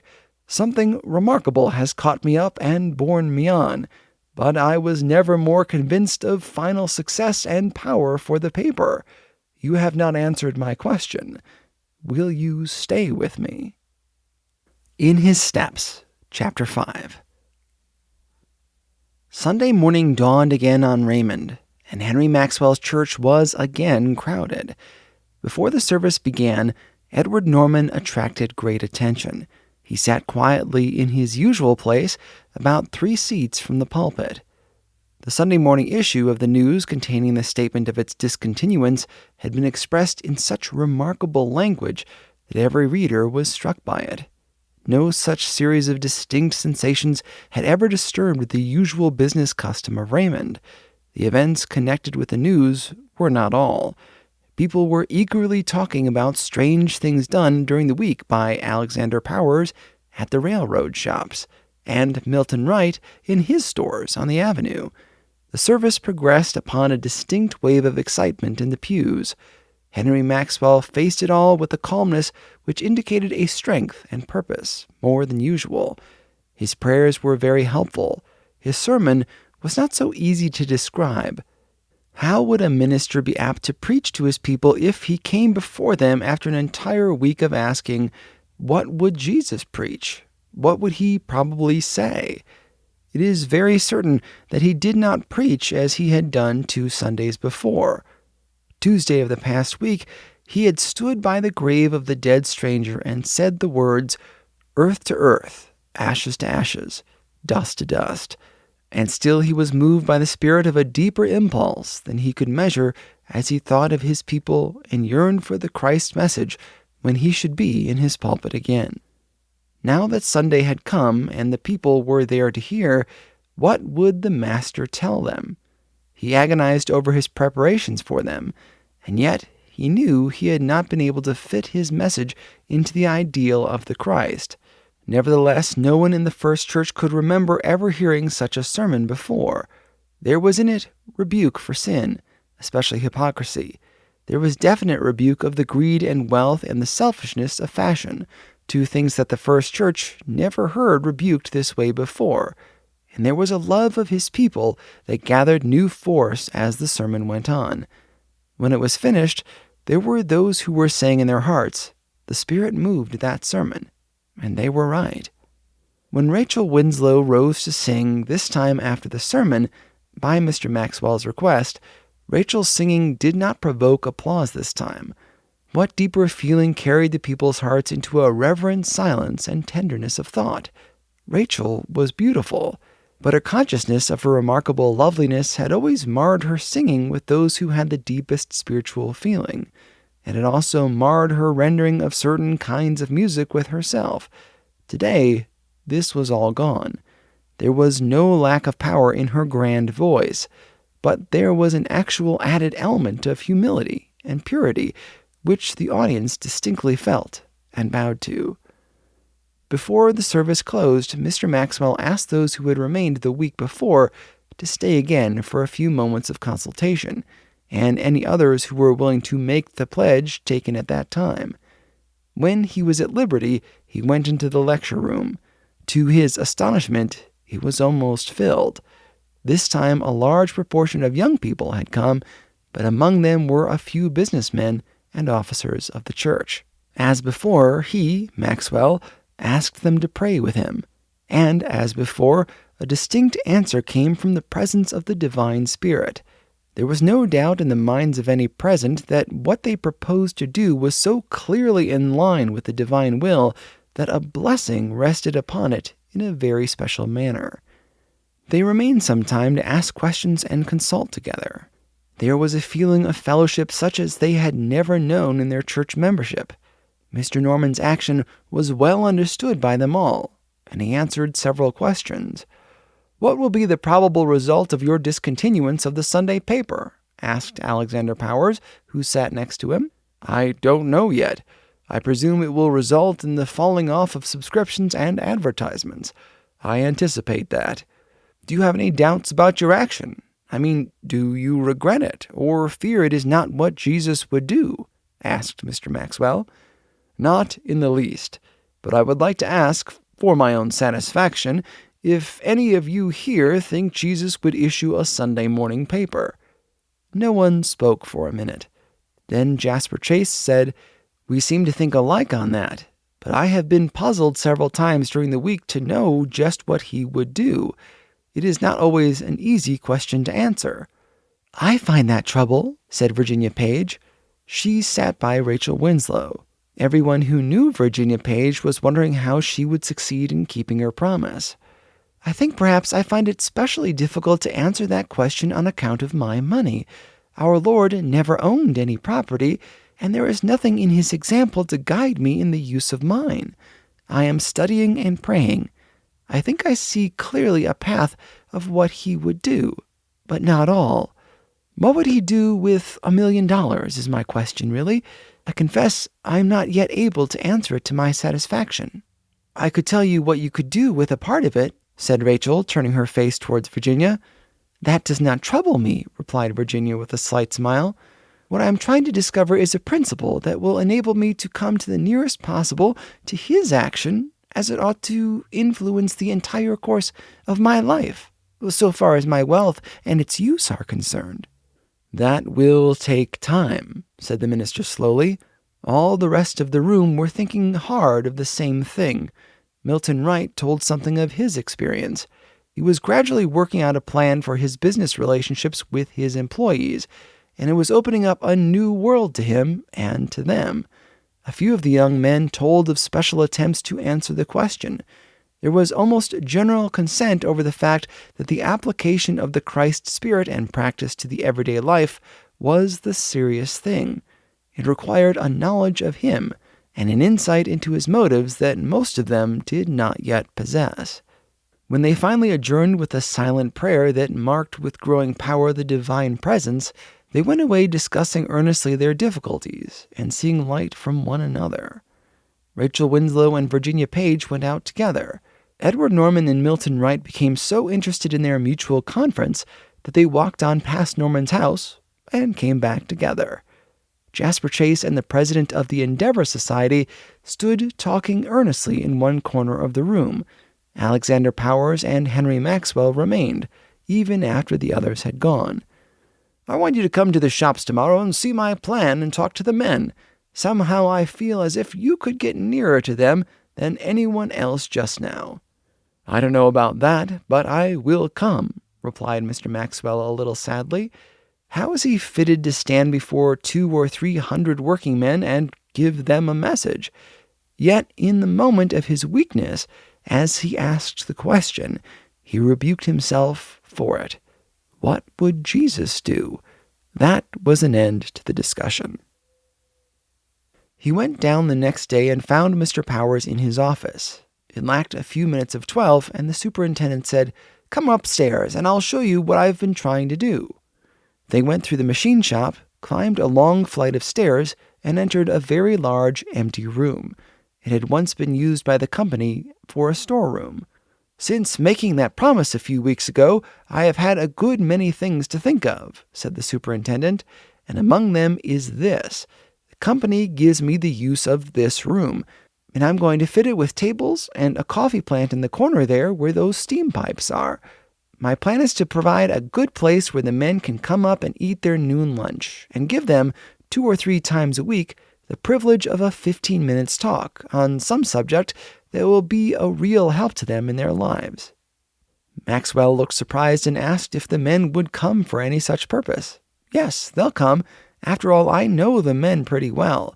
They are among the most intelligent working men in the country today, but they are, as a whole, entirely removed from the church influence. I asked, what would Jesus do? And among other things, it seemed to me he would begin to act in some way to add to the lives of these men more physical and spiritual comfort. It is a very little thing, this room and what it represents, but I acted on the first impulse, to do the first thing that appealed to my good sense, and I want to work out this idea. I want you to speak to the men when they come up at noon. I have asked them to come up and see the place, and I'll tell them something about it." Maxwell was ashamed to say how uneasy he felt at being asked to speak a few words to a company of working men. How could he speak without notes, or to such a crowd? He was honestly in a condition of genuine fright over the prospect. He actually felt afraid of facing those men. He shrank from the ordeal of confronting such a crowd, so different from the Sunday audiences he was familiar with. There were a dozen rude benches and tables in the room, and when the noon whistle sounded, the men poured upstairs from the machine shops below, and, seating themselves at the tables, began to eat their lunch. There were present about 300 of them. They had read the superintendent's notice, which had been posted up in various places, and came largely out of curiosity. They were favorably impressed. The room was large and airy, free from smoke and dust, and well warmed from the steam pipes. At about 20 minutes to 1, Mr. Powers told the men what he had in mind. He spoke very simply, like one who understands thoroughly the character of his audience, and then introduced the Reverend Henry Maxwell of the First Church, his pastor, who had consented to speak a few minutes. Maxwell will never forget the feeling with which, for the first time, he stood before the grimy-faced audience of working men. Like hundreds of other ministers, he had never spoken to any gatherings except those made up of people of his own class, in the sense that they were familiar in their dress and education and habits. This was a new world to him, and nothing but his new rule of conduct could have made possible his message and its effect. He spoke of the subject of satisfaction with life, what caused it, what its real sources were. He had the great good sense on this his first appearance not to recognize the men as a class distinct from himself. He did not use the term working men, and did not say a word to suggest any difference between their lives and his own. The men were pleased. A good many of them shook hands with him before going down to their work, and the minister, telling it to his wife when he reached home, said that never in all his life had he known the delight he had felt in having the handshake from a man of physical labor. The day marked an important one in his Christian experience, more important than he knew. It was the beginning of a fellowship between him and the working world. It was the first plank laid down to help bridge the chasm between the church and labor in Raymond. Alexander Powers went back to his desk that afternoon much pleased with his plan, and seeing much help in it for the men. He knew where he could get some good tables from an abandoned eating house at one of the stations down the road, and he saw how the coffee arrangement could be made a very attractive feature. The men had responded even better than he anticipated, and the whole thing could not help being a great benefit to them. He took up the routine of his work with a glow of satisfaction. After all, he wanted to do as Jesus would, he said to himself. It was nearly 4 o'clock when he opened one of the company's long envelopes, which he supposed contained orders for the purchasing of stores. He ran over the first page of typewritten matter in his usual quick, business-like manner, before he saw that what he was reading was not intended for his office, but for the superintendent of the freight department. He turned over the page mechanically, not meaning to read what was not addressed to him, but before he knew it, he was in possession of evidence which conclusively proved that the company was engaged in a systematic violation of the interstate commerce laws of the United States. It was as distinct and unequivocal a breaking of law as if a private citizen should enter a house and rob the inmates. The discrimination shown in rebates was in total contempt of all the statutes. Under the laws of the state, it was also a distinct violation of certain provisions recently passed by the legislature to prevent railroad trusts. There was no question that he had in his hands evidence sufficient to convict the company of willful, intelligent violation of the law of the commission and the law of the state also. He dropped the papers on his desk as if they were poison, and instantly the question flashed across his mind, what would Jesus do? He tried to shut the question out. He tried to reason with himself by saying it was none of his business. He had known in a more or less definite way, as did nearly all the officers of the company, that this had been going on right along on nearly all the roads. He was not in a position, owing to his place in the shops, to prove anything direct, and he had regarded it as a matter which did not concern him at all. The papers now before him revealed the entire affair. They had, through some carelessness, been addressed to him. What business of his was it? If he saw a man entering his neighbor's house to steal, would it not be his duty to inform the officers of the law? Was a railroad company such a different thing?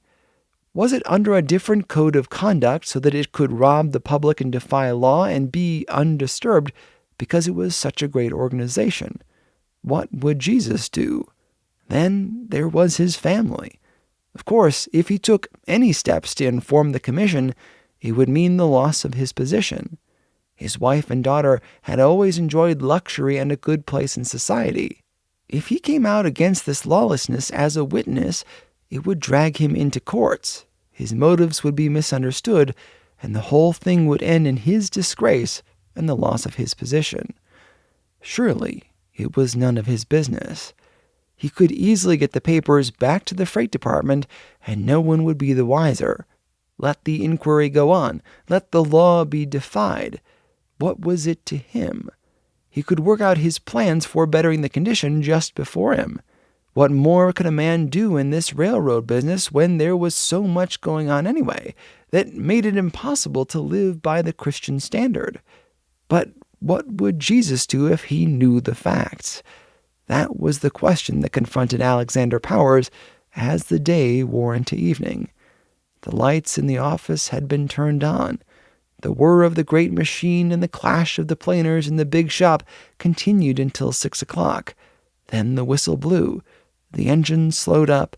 The men dropped their tools and ran for the blockhouse.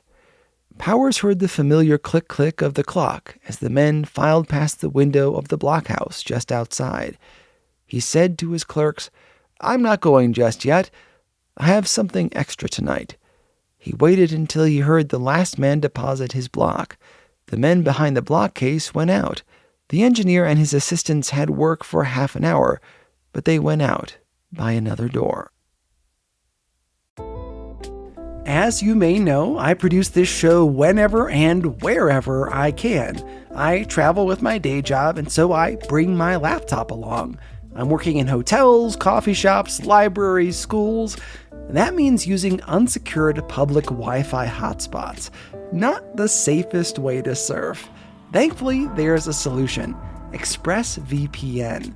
VPN means Virtual Private Network. It's like an encrypted tunnel between you and the internet that makes it way harder to perform certain kinds of hacks.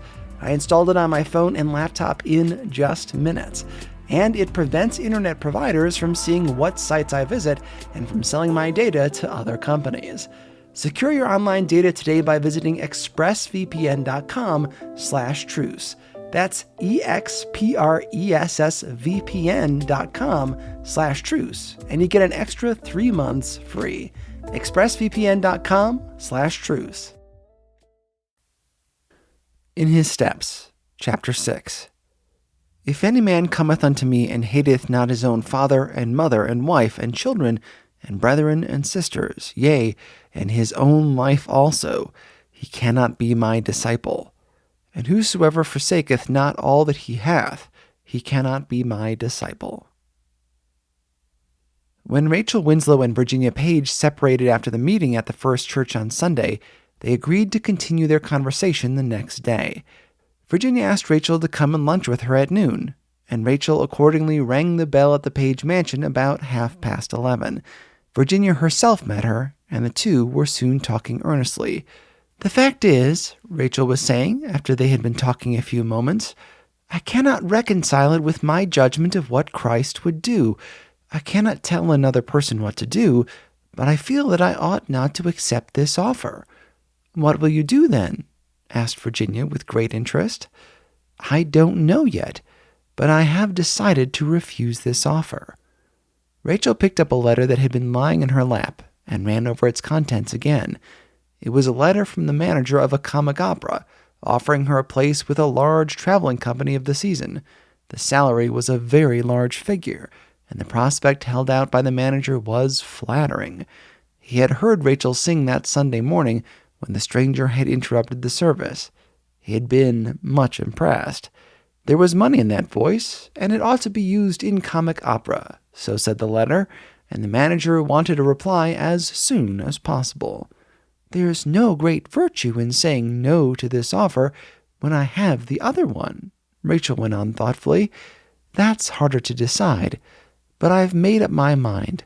To tell the truth, Virginia, I'm completely convinced in the first case that Jesus would never use any talent like a good voice just to make money. But now, take this concert offer. Here is a reputable company. To travel with an impersonator and a violinist and a male quartet, all of good reputation. I've asked to go as one of the company and sing lead soprano. The salary, I mentioned it, didn't I, is guaranteed to be $200 a month for the season. But I don't feel satisfied that Jesus would go. What do you think?" "You mustn't ask me to decide for you," replied Virginia with a sad smile. "I believe Mr. Maxwell was right when he said we must each one of us decide according to the judgment we feel for ourselves to be Christ-like. I am having a harder time than you are, dear, to decide what he would do." "Are you?" Rachel asked. She rose and walked over to the window and looked out. Virginia came and stood by her. The street was crowded with life, and the two young women looked at it silently for a moment. Suddenly, Virginia broke out as Rachel had never heard her before. "Rachel, what does all this contrast in conditions mean to you as you ask this question of what Jesus would do? It maddens me to think that the society in which I have been brought up, the same in which we are both said to belong, is satisfied year after year to go on dressing and eating and having a good time, giving and receiving entertainments, spending its money on houses and luxuries, and occasionally, to ease its conscience, donating, without any personal sacrifice, a little money to charity. I have been educated, as you have, in the most expensive schools in America, launched into society as an heiress, supposed to be in a very enviable position. I am perfectly well. I can travel or stay at home. I can do as I please. I can gratify almost any want or desire. And yet, when I honestly try to imagine Jesus living the life I have lived and am expected to live, and doing for the rest of my life what thousands of other rich people do, I am under condemnation for being one of the most wicked, selfish, useless creatures in all the world. I have not looked out of this window for weeks without a feeling of horror towards myself, as I see the humanity that passes by this house." Virginia turned away and walked up and down the room. Rachel watched her and could not repress the rising tide of her own growing definition of discipleship. Of what Christian use was her own talent of song? Was the best she could do to sell her talent for so much a month, go on a concert company's tour, dress beautifully, enjoy the excitement of public applause, and gain a reputation as a great singer? Was that what Jesus would do? She was not morbid. She was in sound health, was conscious of her great powers as a singer, and knew that if she went out into public life, she could make a great deal of money and become well known. It is doubtful if she overestimated her ability to accomplish all she thought herself capable of. And Virginia, what she had just said smote Rachel with great force, because of the similar position in which the two friends found themselves. Lunch was announced, and they went out and were joined by Virginia's grandmother, Madame Page, a handsome, stately woman of 65, and Virginia's brother Roland, a young man who spent most of his time at one of the clubs and had no ambition for anything but a growing admiration for Rachel Winslow. And whenever she dined or lunched at the Pages, if he knew of it, he always planned it being at home. These three made up the Page family. Virginia's father had been a banker and grain speculator. Her mother had died 10 years before, her father within the past year. The grandmother, a Southern woman in birth and training, had all the traditions and feelings that accompany the possession of wealth and social standing that have never been disturbed. She was shrewd, a careful businesswoman of more than average ability. The family property and wealth were invested in large measure under her personal care. Virginia's position was, without any restriction, her own. She had been trained by her father to understand the ways of the business world, and even the grandmother had been compelled to acknowledge the girl's capacity for taking care of her own money. Perhaps two persons could not be found anywhere less capable of understanding a girl like Virginia than Madame Page and Roland. Rachel, who had known the family since she was a girl playmate of Virginia's, could not help thinking of what confronted Virginia in her own home when she once decided on the course which she honestly believed Jesus would take. Today at lunch, she had recalled Virginia's outbreak in the front room. She tried to picture the scene that would at some time occur between Madame Page and her granddaughter. "I understand you are going on the stage, Miss Winslow. We shall all be delighted, I'm sure," said Roland during the conversation, which had not been very animated. Rachel colored and felt annoyed. "Who told you?" she asked, while Virginia, who had been very silent and reserved, suddenly roused herself and appeared ready to join in the talk. "Oh, we hear a thing or two on the street. Besides, everyone saw Crandall the manager at church 2 weeks ago. He doesn't go to church to hear the preaching. In fact, I know other people who don't either, not when there's something better to hear."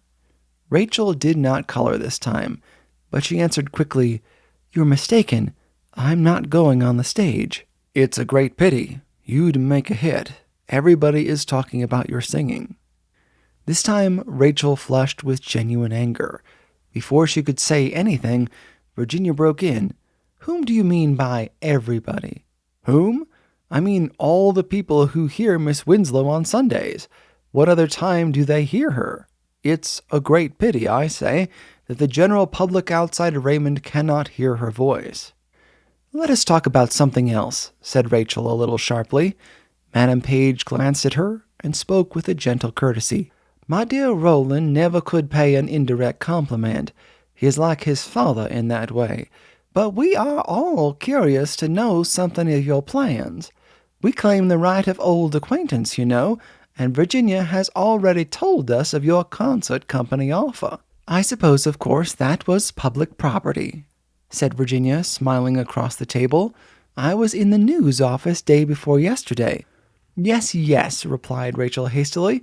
"I understand that, Madame Page. Well, Virginia and I have been talking about it. I have decided not to accept, and that is as far as I have gone at present."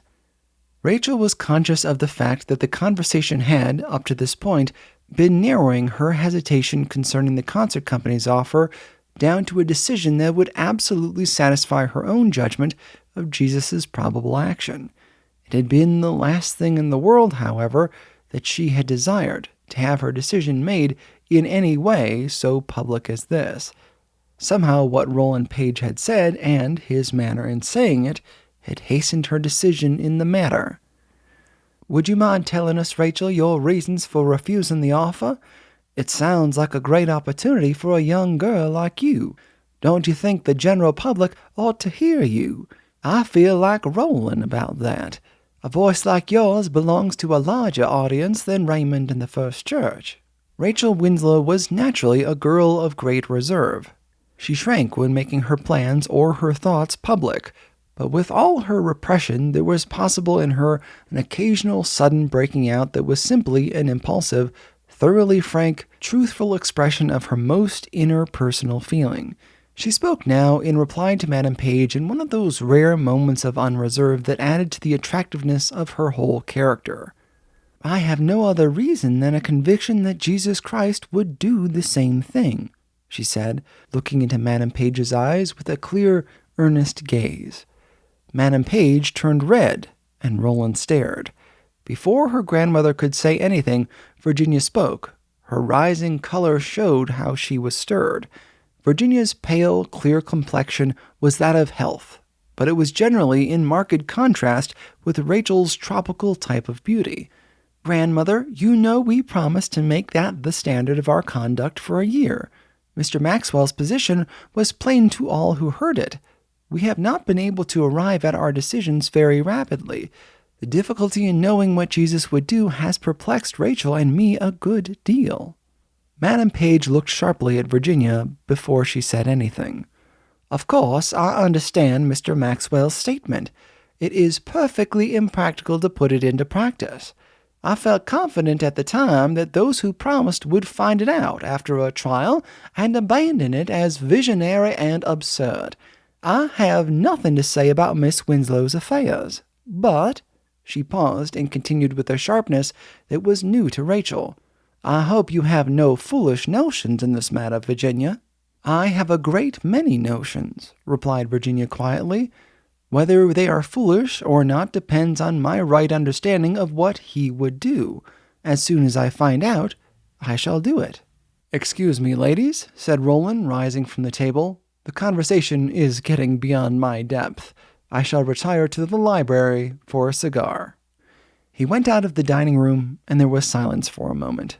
Madame Page waited until the servant had brought in something, and then asked her to go out. She was angry, and her anger was formidable, although checked in some measure by the presence of Rachel.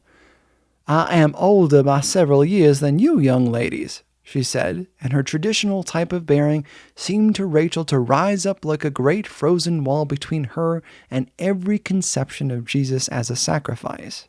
"What you have promised in a spirit of false emotion, I presume, is impossible in performance. Do you mean, grandmother, that we cannot possibly act as our Lord would? Or do you mean that, if we try to, we shall offend the customs and prejudices of society?" asked Virginia. "It is not required. It is not necessary. Besides, how can you act with any—" Madame Page paused, broke off her sentence, and then turned to Rachel. "What will your mother say to your decision? My dear, is it not foolish? What do you expect to do with your voice, anyway?" "I don't know what mother will say yet," Rachel answered, with a great shrinking from trying to give her mother's probable answer.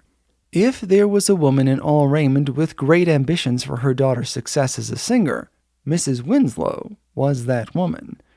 "Oh, you will see it in a different light after wiser thought of it, my dear," continued Madame Page, rising from the table. "You will live to regret it if you do not accept the concert company's offer, or something like it."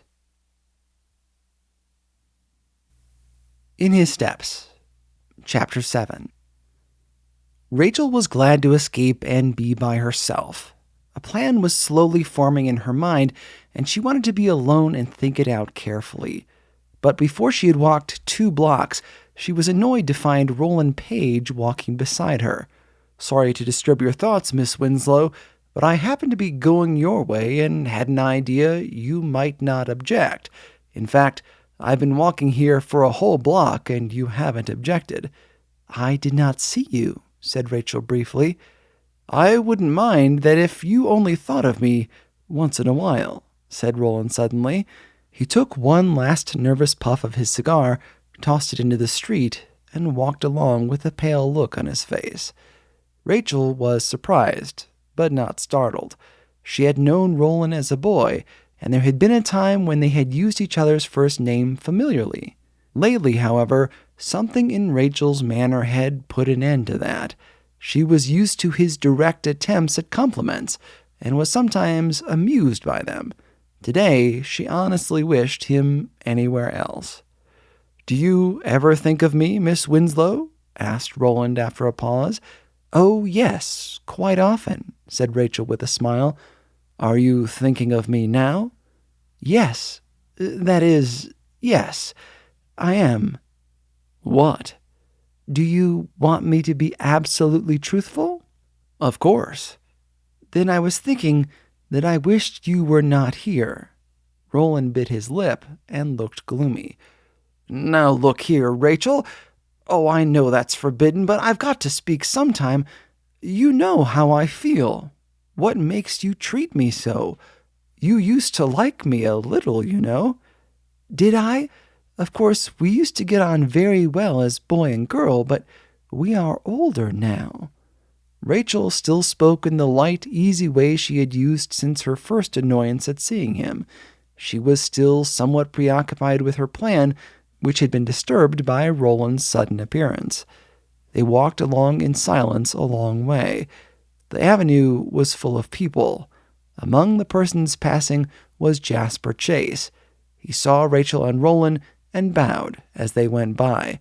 Roland was watching Rachel closely. "I wish I was Jasper Chase. Maybe I would stand some chance then," he said moodily. Rachel colored in spite of herself. She did not say anything and quickened her pace a little. Roland seemed determined to say something, and Rachel seemed helpless to prevent him. After all, she thought, he might as well know the truth one time as another. "You know well enough, Rachel, how I feel towards you. Isn't there hope?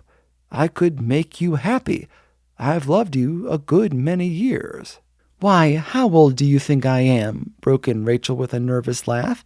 She was shaken out of her usual poise of manner.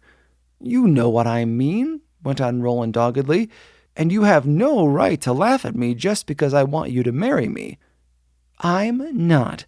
But it is useless for you to speak, Roland," said Rachel after a little hesitation, and then using his name in such a frank, simple way that he could attach no meaning to it beyond the familiarity of the old family acquaintance. "It is impossible." She was still a little agitated by the fact of receiving a proposal of marriage on the avenue, but the noise on the street and the sidewalk made the conversation as private as if it were in the house. Do you think, if you gave me time, I would?" "No," said Rachel. She spoke firmly. Perhaps, she thought afterward, although she did not mean to, she spoke harshly. They walked on for some time without a word. They were nearing Rachel's home, and she was anxious to end the scene. As they turned off the avenue into one of the quieter streets, Roland spoke suddenly, and with more manliness than he had yet shown. There was a distinct note of dignity in his voice that was new to Rachel. "Miss Winslow, I ask you to be my wife. Is there any hope for me that you will ever consent?" "None in the least," Rachel spoke decidedly. "Will you tell me why?" He asked the question as if he had a right to a truthful answer. "Because I do not feel toward you as a woman ought to feel toward the man she marries." "In other words, you do not love me?" "I do not, and I cannot." "Why?" That was another question, and Rachel was a little surprised that he should ask it. "Because." She hesitated for fear she might say too much in an attempt to speak the exact truth. "Tell me just why. You can't hurt me more than you have already." "Well, I do not and I cannot love you because you have no purpose in life. What do you ever do to make the world better? You spend your time in club life, in amusements, in travel, in luxury. What is there in such a life to attract a woman?" "Not much, I guess," said Roland with a bitter laugh. "Still, I don't know that I'm any worse than the rest of the men around me. I'm not so bad as some. I'm glad to know your reasons." He suddenly stopped, took off his hat, bowed gravely, and turned back. Rachel went on home and hurried into her room, disturbed in many ways by the event which had so unexpectedly thrust itself into her experience. When she had time to think it all over, she found herself condemned by the very judgment she had passed on Roland Page. What purpose had she in life? She had been abroad and studied music with one of the famous teachers of Europe. She had come home to Raymond and had been singing in the first church choir now for a year. She was well paid. Up to that Sunday 2 weeks ago, she had been quite satisfied with herself and with her position. She had shared her mother's ambition and anticipated growing triumphs in the musical world.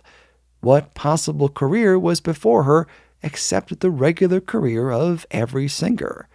She asked the question again, and in the light of her recent reply to Roland, asked again if she had any very great purpose in life herself. What would Jesus do? There was a fortune in her voice. She knew it, not necessarily as a matter of personal pride or professional egotism, but simply as a fact. And she was obliged to acknowledge that until 2 weeks ago, she had purposed to use her voice to make money and win admiration and applause. Was that a much higher purpose, after all, than Roland Page lived for? She sat in her room a long time and finally went downstairs, resolved to have a frank talk with her mother about the concert company's offer and the new plan which was gradually shaping in her mind. She had already had one talk with her mother and knew that she expected Rachel to accept the offer and enter into a successful career as a public singer. "Mother," Rachel said, coming at once to the point, much as she dreaded the interview, "I have decided not to go out with the company. I have a good reason for it." Mrs. Winslow was a large, handsome woman, fond of much company, ambitious for distinction in society and devoted, according to her definitions of success, to the success of her children. Her youngest boy, Louis, 2 years younger than Rachel, was ready to graduate from a military academy in the summer. Meanwhile, she and Rachel were at home together. Rachel's father, like Virginia's, had died while the family was abroad. Like Virginia, she found herself, under her present rule of conduct, in complete antagonism with her own immediate home circle. Mrs. Winslow waited for Rachel to go on. "You know the promise I made 2 weeks ago, Mother? Mr. Maxwell's promise?" "No, mine. You know what it was, do you not, Mother?" "I suppose I do. Of course, all the church members mean to imitate Christ and follow him, as far as is consistent with our present-day surroundings. But what has that to do with your decision in the concert company matter?" "It has everything to do with it.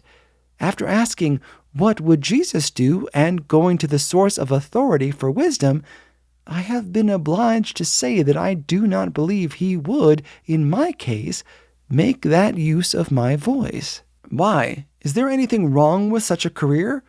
"No, I don't know that I can say there is." "Do you presume to sit in judgment on other people who go out to sing in this way? Do you presume to say that you are doing what Christ would not do?" "Mother, I wish you to understand me. I judge no one else. I condemn no other professional singer. I simply decide my own course. As I look at it, I have a conviction that Jesus would do something else." "What else?" Mrs. Winslow had not yet lost her temper.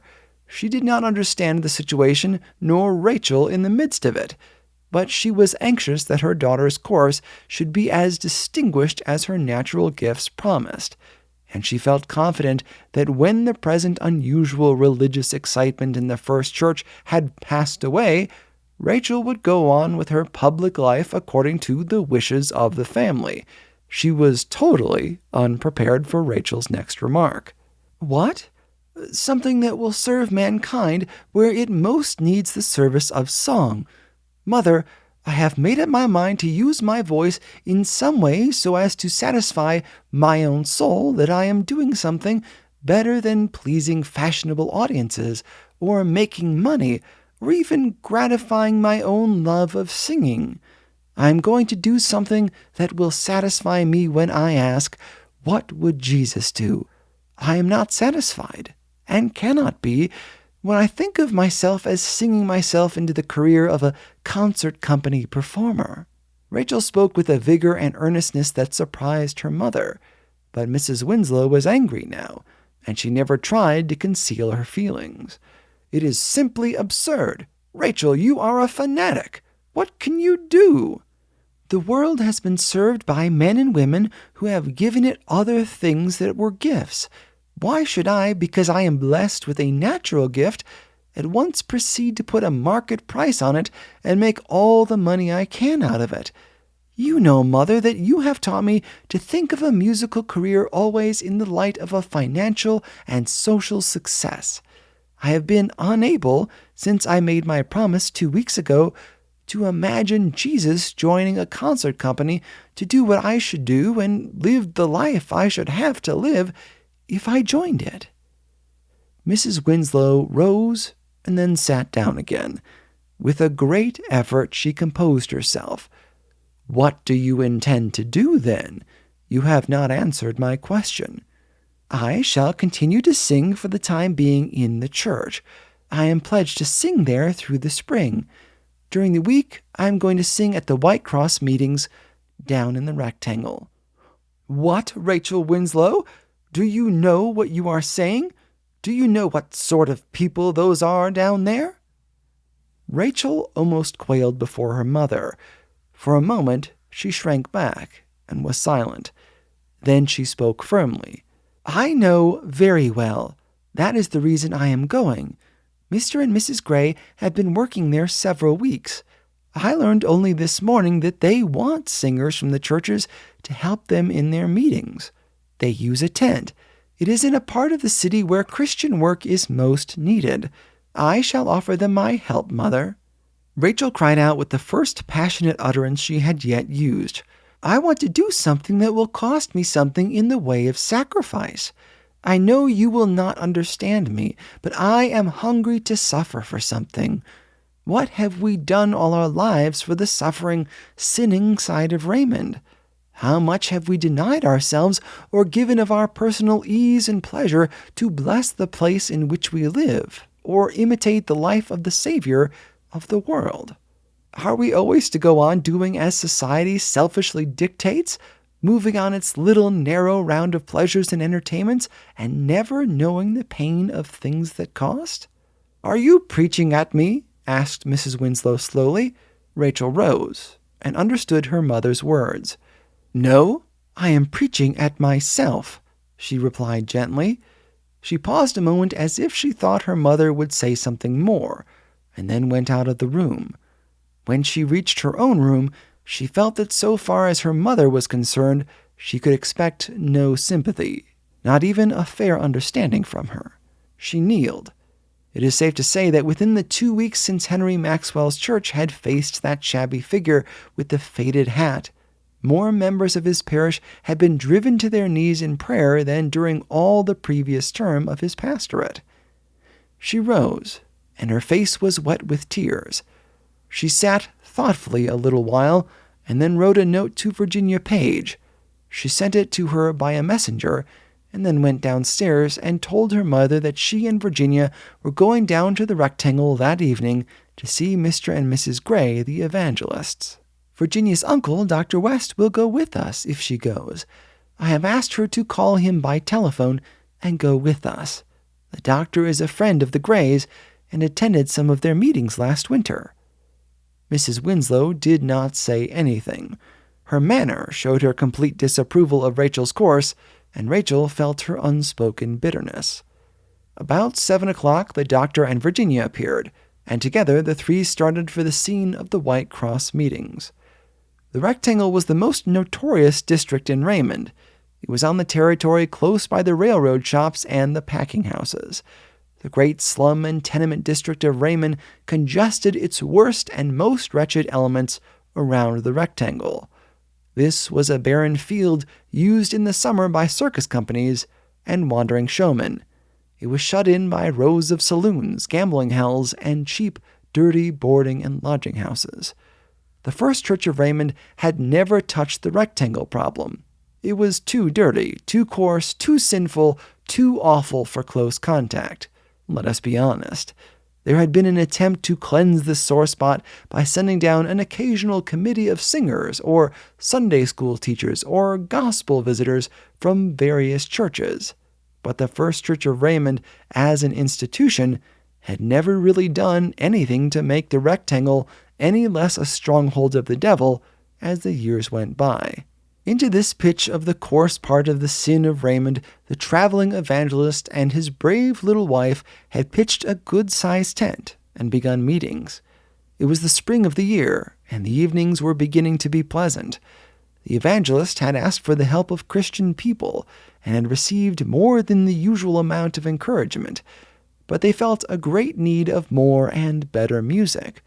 During the meetings on the Sunday just gone, the assistant at the organ had been taken ill.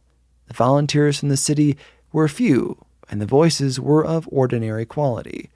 "There will be a small meeting tonight, John," said his wife, as they entered the tent a little after 7 o'clock and began to arrange the chairs and light up. "Yes, I fear so." Mr. Gray was a small, energetic man, with a pleasant voice and the courage of a high-born fighter. He had already made friends in the neighborhood, and one of his converts, a heavy-faced man who had just come in, began to help him in the arranging of seats. It was after 8 o'clock when Alexander Powers opened the door to his office and started for home. He was going to take a car at the corner of the Rectangle, but he was roused by a voice coming from the tent. It was the voice of Rachel Winslow. It struck through his conscience of struggle over his own question that had sent him into the divine presence for an answer. He had not yet reached a conclusion. He was tortured with uncertainty. His whole previous course of action as a railroad man was the poorest possible preparation for anything sacrificial, and he could not yet say what he would do in the matter. Hark! What was she singing? How did Rachel Winslow happen to be down here? Several windows nearby went up. Some men quarreling near a saloon stopped and listened. Other figures were walking rapidly in the direction of the Rectangle and the tent. Surely Rachel Winslow had never sung like that in the First Church. It was a marvelous voice. What was she singing? Again, Alexander Powers, superintendent of the machine shops, paused and listened. "Where he leads me, I will follow. Where he leads me, I will follow. Where he leads me, I will follow. I'll go with him, all the way." The brutal, coarse, impure life of the Rectangle stirred itself into new life as the song, as pure as the surroundings were vile, floated out and into saloon and den and foul lodging. Someone stumbled hastily by Alexander Powers and said in answer to a question, "The tent's beginning to run over tonight. That's what the talent calls music, eh?" In His Steps, Chapter 8. "If any man would come after me, let him deny himself, and take up his cross daily, and follow me." Henry Maxwell paced his study back and forth.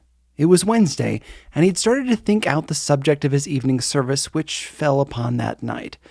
Out of one of his study windows, he could see the tall chimney of the railroad shops. The top of the evangelist tent just showed over the buildings around the Rectangle. He looked out of his window every time he turned in his walk.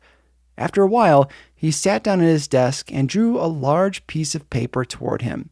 After thinking several moments, he wrote in large letters the following: "A number of things that Jesus would probably do in this parish. Live in a simple, plain manner, without needless luxury on the one hand or undue asceticism on the other. Preach fearlessly to the hypocrites in the church. no matter what their social importance or wealth. Show in some practical form his sympathy and love for the common people as well as for the well-to-do, educated, refined people who make up the majority of the parish. Identify himself with the great cause of humanity in some personal way that would call for self-denial and suffering. Preach against the saloon in Raymond. Become known as a friend and companion of the sinful people in the rectangle. Give up the summer trip to Europe this year. I have been abroad twice and cannot claim any special need of rest. I am well and could forego this pleasure using the money for someone who needs a vacation more than I do. There are probably plenty of such people in the city. He was conscious, with a humility that was once a stranger to him, that his outline of Jesus' probable action was painfully lacking in depth and power, but he was seeking carefully for concrete shapes into which he might cast his thoughts of Jesus' conduct. Nearly every point he had put down meant, for him, a complete overturning of the custom and habit of years in the ministry. In spite of that, he still searched deeper for sources of the Christ-like spirit. He did not attempt to write more, but sat at his desk absorbed in his effort to catch more and more of the spirit of Jesus in his own life. He had forgotten the particular subject of his prayer meeting with which he had begun his morning study. He was so absorbed over his thought that he did not hear the bell ring. He was roused by the servant who announced a caller. He had sent up his name, Mr. Gray. Maxwell stepped to the head of the stairs and asked Gray to come up. So Gray came up and stated the reason for his call. "I want your help, Mr. Maxwell. Of course, you have heard what a wonderful meeting we had Monday night and last night. Miss Winslow has done more with her voice than I could do, and the tent won't hold the people. I've heard of that. It is the first time the people there have heard her. It is no wonder they are attracted.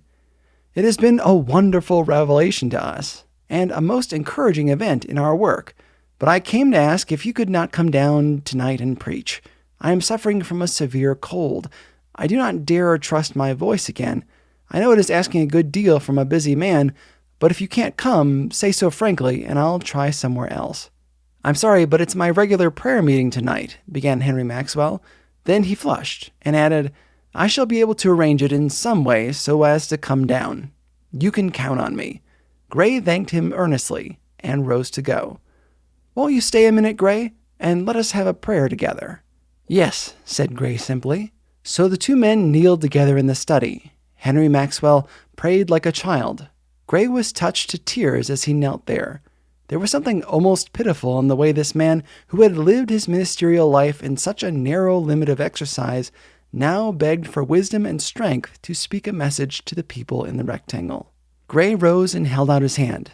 "God bless you, Mr. Maxwell. I'm sure the Spirit will give you power tonight." Henry Maxwell made no answer. He did not even trust himself to say that he hoped so. But he thought of his promise, and it brought him a certain peace that was refreshing to his heart and mind alike. So that is how it came about that when the first church audience came into the lecture room that evening, it met with another surprise. There was an unusually large number present. The prayer meetings, ever since that remarkable Sunday morning, had been attended as never before in the history of the first church. Mr. Maxwell came at once to the point. "I feel that I am called to go down to the rectangle tonight, and I will leave it with you to say whether you will go or stay in this meeting here. I think perhaps the best plan would be for a few volunteers to go down to the rectangle with me, prepared to help in the after meeting, if necessary, and the rest to remain here and pray that the Spirit's power may go with us." So half a dozen of the men went with the pastor, and the rest of the audience stayed in the lecture room. Maxwell could not escape the thought as he left the room that probably in his entire church membership there might not be found a score of disciples who were capable of doing work that would successfully lead needy, sinful men into the knowledge of Christ. The thought did not linger in his mind to vex him as he went his way, but it was simply a part of his own new conception of the meaning of Christian discipleship. When he and his little company of volunteers reached the rectangle, the tent was already crowded. They had difficulty in getting to the platform. Rachel was there with Virginia and Jasper Chase, who had come instead of the doctor tonight. When the meeting began with a song in which Rachel sang the solo, and the people were asked to join in the chorus, not a foot of standing room was left in the tent. The night was mild, and the sides of the tent were up, and a great border of faces stretched around, looking in and forming part of the audience.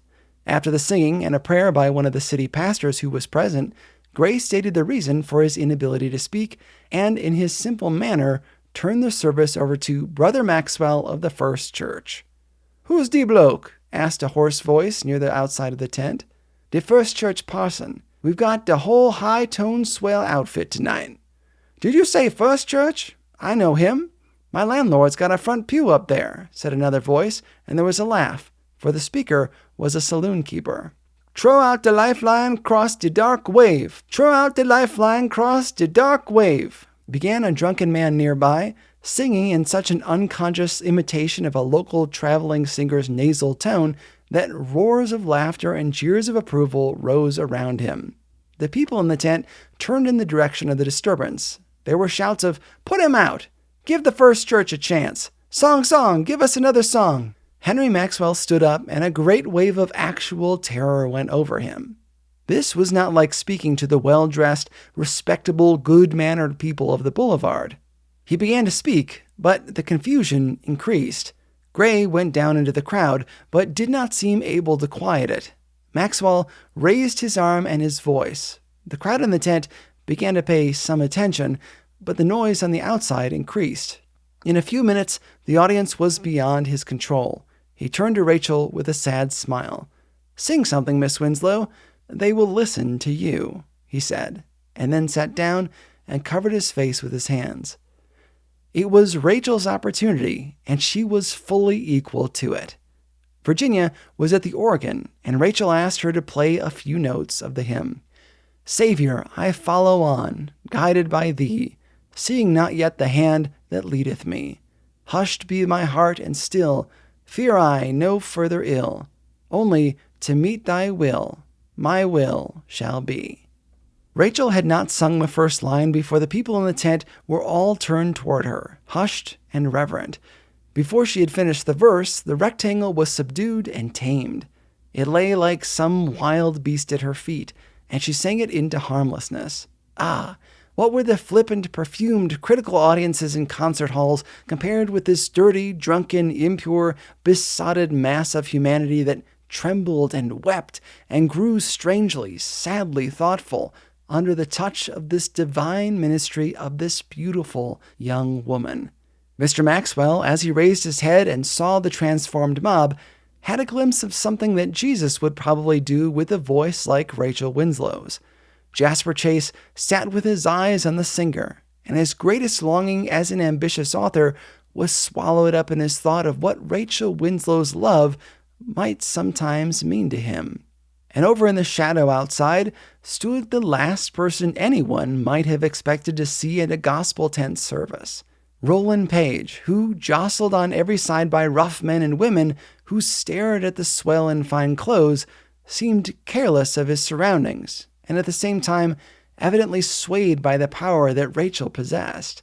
He had just come over from the club. Neither Rachel nor Virginia saw him that night. The song was over. Maxwell rose again. This time he felt calmer. What would Jesus do? He spoke as he thought once he never could speak. Who were these people? They were immortal souls. What was Christianity? A calling of sinners, not the righteous, to repentance. How would Jesus speak? What would he say? He could not tell all that his message would include, but he felt sure of part of it. And in that certainty, he spoke on. Never before had he felt compassion for the multitude. What had the multitude been to him during his 10 years in the First Church but a vague, dangerous, dirty, troublesome factor in society, outside of the church and of his reach? An element that caused him occasionally an unpleasant twinge of conscience, a factor in Raymond that was talked about at associations as the masses, in papers written by their brethren in attempts to show why the masses were not being reached. But tonight, as he faced the masses, he asked himself whether, after all, this was not just about such a multitude as Jesus faced oftenest, and he felt the genuine emotion of love for a crowd which is one of the best indications a preacher ever has that he is living close to the heart of the world's eternal life. It is easy to love an individual sinner, especially if he is personally picturesque or interesting. To love a multitude of sinners is distinctly a Christ-like quality. When the meeting closed, there was no special interest shown. No one stayed to after the meeting.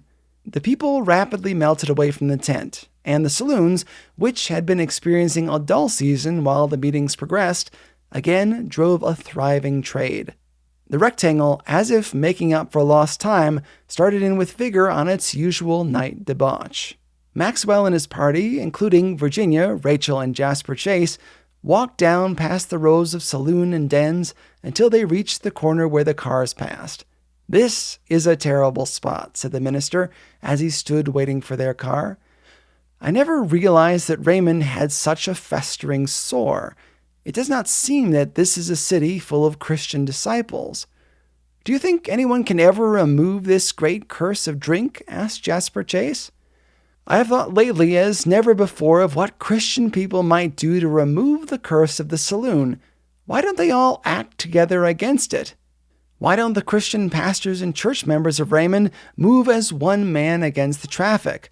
What would Jesus do? Would he keep silent? Would he vote to license these causes of crime and death?" He was talking to himself more than to the others. He remembered that he had always voted for license, and so had nearly all of his church members. What would Jesus do? Could he answer that question? Would the Master preach and act against the saloon if he lived today? How would he preach and act? Suppose it was not popular to preach against license. Suppose the Christian people thought it was all that could be done to license the evil and so get revenue from the necessary sin. Or suppose the church members themselves owned the property where the saloon stood. What then? He knew that those were the facts in Raymond. What would Jesus do? He went up to his study the next morning with the question only partly answered. He thought of it all day. He was still thinking of it and reached certain real conclusions when the evening news came. His wife brought it up and sat down a few minutes while he read to her. The evening news was at present the most sensational paper in Raymond. That was to say, it was being edited in such a remarkable fashion that its subscribers had never been so excited over a newspaper before. It began to dawn upon them that the news no longer printed accounts of crime with detailed descriptions, or scandals in private life. Then they noticed that the advertisements of liquor and tobacco were dropped, together with certain others of a questionable character. The discontinuance of the Sunday paper caused the greatest comment of all. And now, the character of the editorials were creating the greatest excitement. A quotation from the Monday paper of this week will show what Edward Norman was doing to keep his promise. The editorial was headed, "The Moral Side of Political Questions." The editor of the news has always advocated the principles of the great political party at present in power, and has heretofore discussed all political questions from the standpoint of expediency, or belief in the party as opposed to other political organizations. Hereafter, to be perfectly honest with all our readers, the editor will present and discuss all political questions from the standpoint of right and wrong. In other words, the first question asked in this office about any political question will not be, "Is it in the interest of our party?"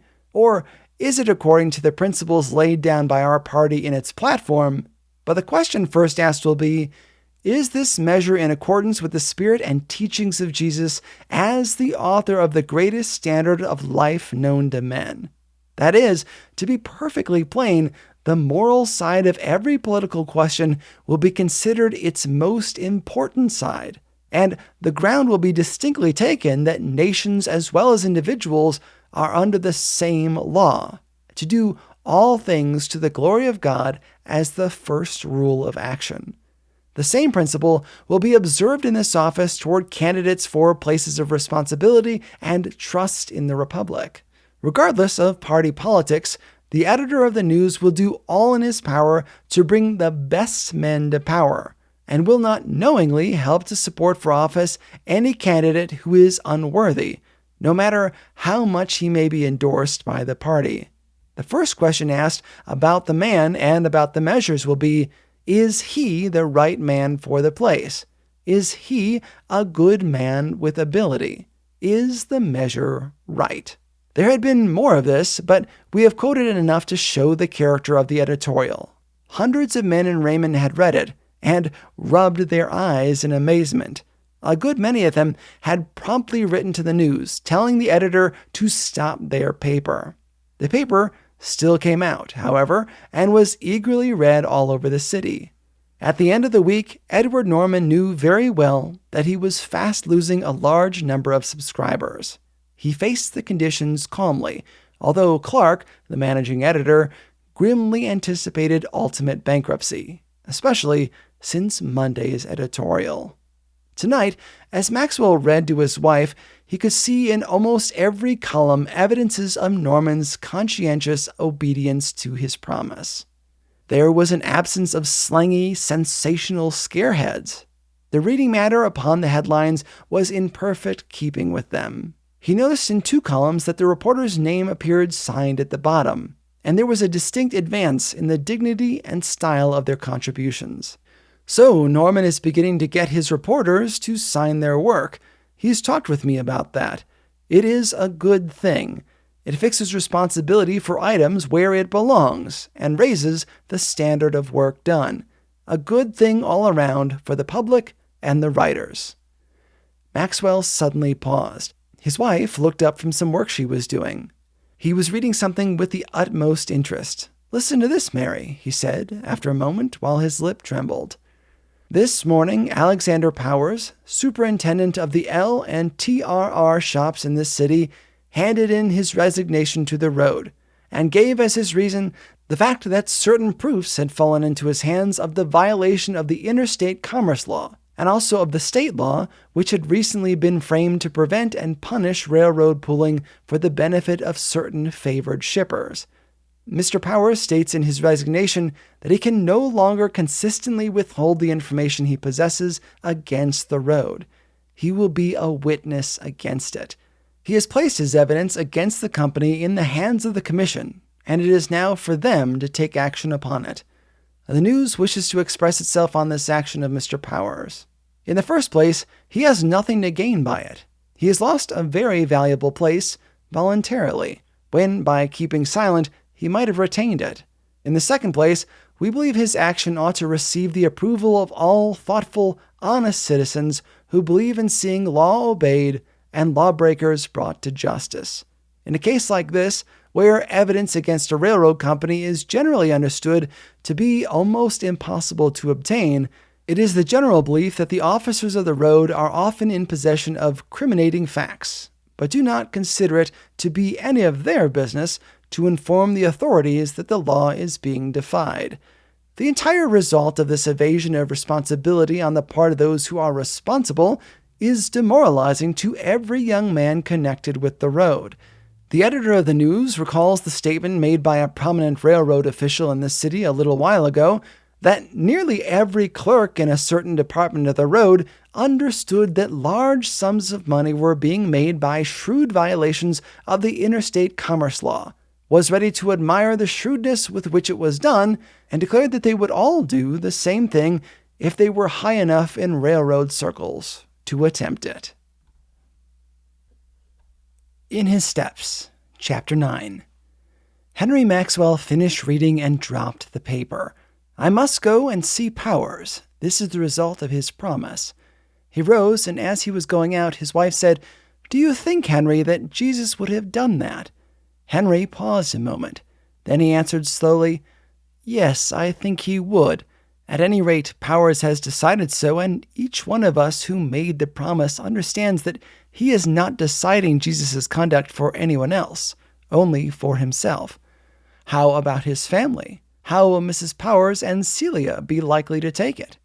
Very hard, I've no doubt. That will be Powers's cross in this matter. They will not understand his motive." Maxwell went out and walked over to the next block, where Superintendent Powers lived. To his relief, Powers himself came to the door. The two men shook hands silently. They instantly understood each other without words. There had never been such a bond of union between the minister and his parishioner. "What are you going to do?" Henry Maxwell asked after they had talked over the facts of the case. "You mean another position? I have no plans yet. I can go back to my old work as a telegraph operator. My family will not suffer, except in a social way." Powers spoke calmly and sadly. Henry Maxwell did not need to ask him how the wife and daughter felt. He knew well enough that the superintendent had suffered deepest at that point. "There is one matter I wish you would see to," said Powers after a while, "and that is the work begun at the shops. So far as I know, the company will not object to that going on. It is one of the contradictions of the railroad world that YMCAs and other Christian influences are encouraged by the roads, while all the time the most unchristian and lawless acts may be committed in the official management of the roads themselves. Of course, it is well understood that it pays a railroad to have in its employ men who are temperate, honest, and Christian. So I have no doubt the master mechanic will have the same courtesy shown him in the use of the room. But what I want you to do, Mr. Maxwell, is see that my plan is carried out. Will you? You understand what it was in general. You made a very favorable impression on the men. Go down there as often as you can. Get Milton Wright interested to provide something for the furnishing and expense of the coffee plant and reading tables. Will you do it?" "Yes," replied Henry Maxwell. He stayed a little longer. Before he went away, he and the superintendent had prayed together, and they parted with that silent hand grasp that seemed to them like a new token of their Christian discipleship and fellowship. The pastor of the First Church went home stirred deeply by the events of the week. Gradually, the truth was growing upon him that the pledge to do as Jesus would was working out a revolution in his parish and throughout the city. Every day added to the serious results of obedience to that pledge. Maxwell did not pretend to see the end.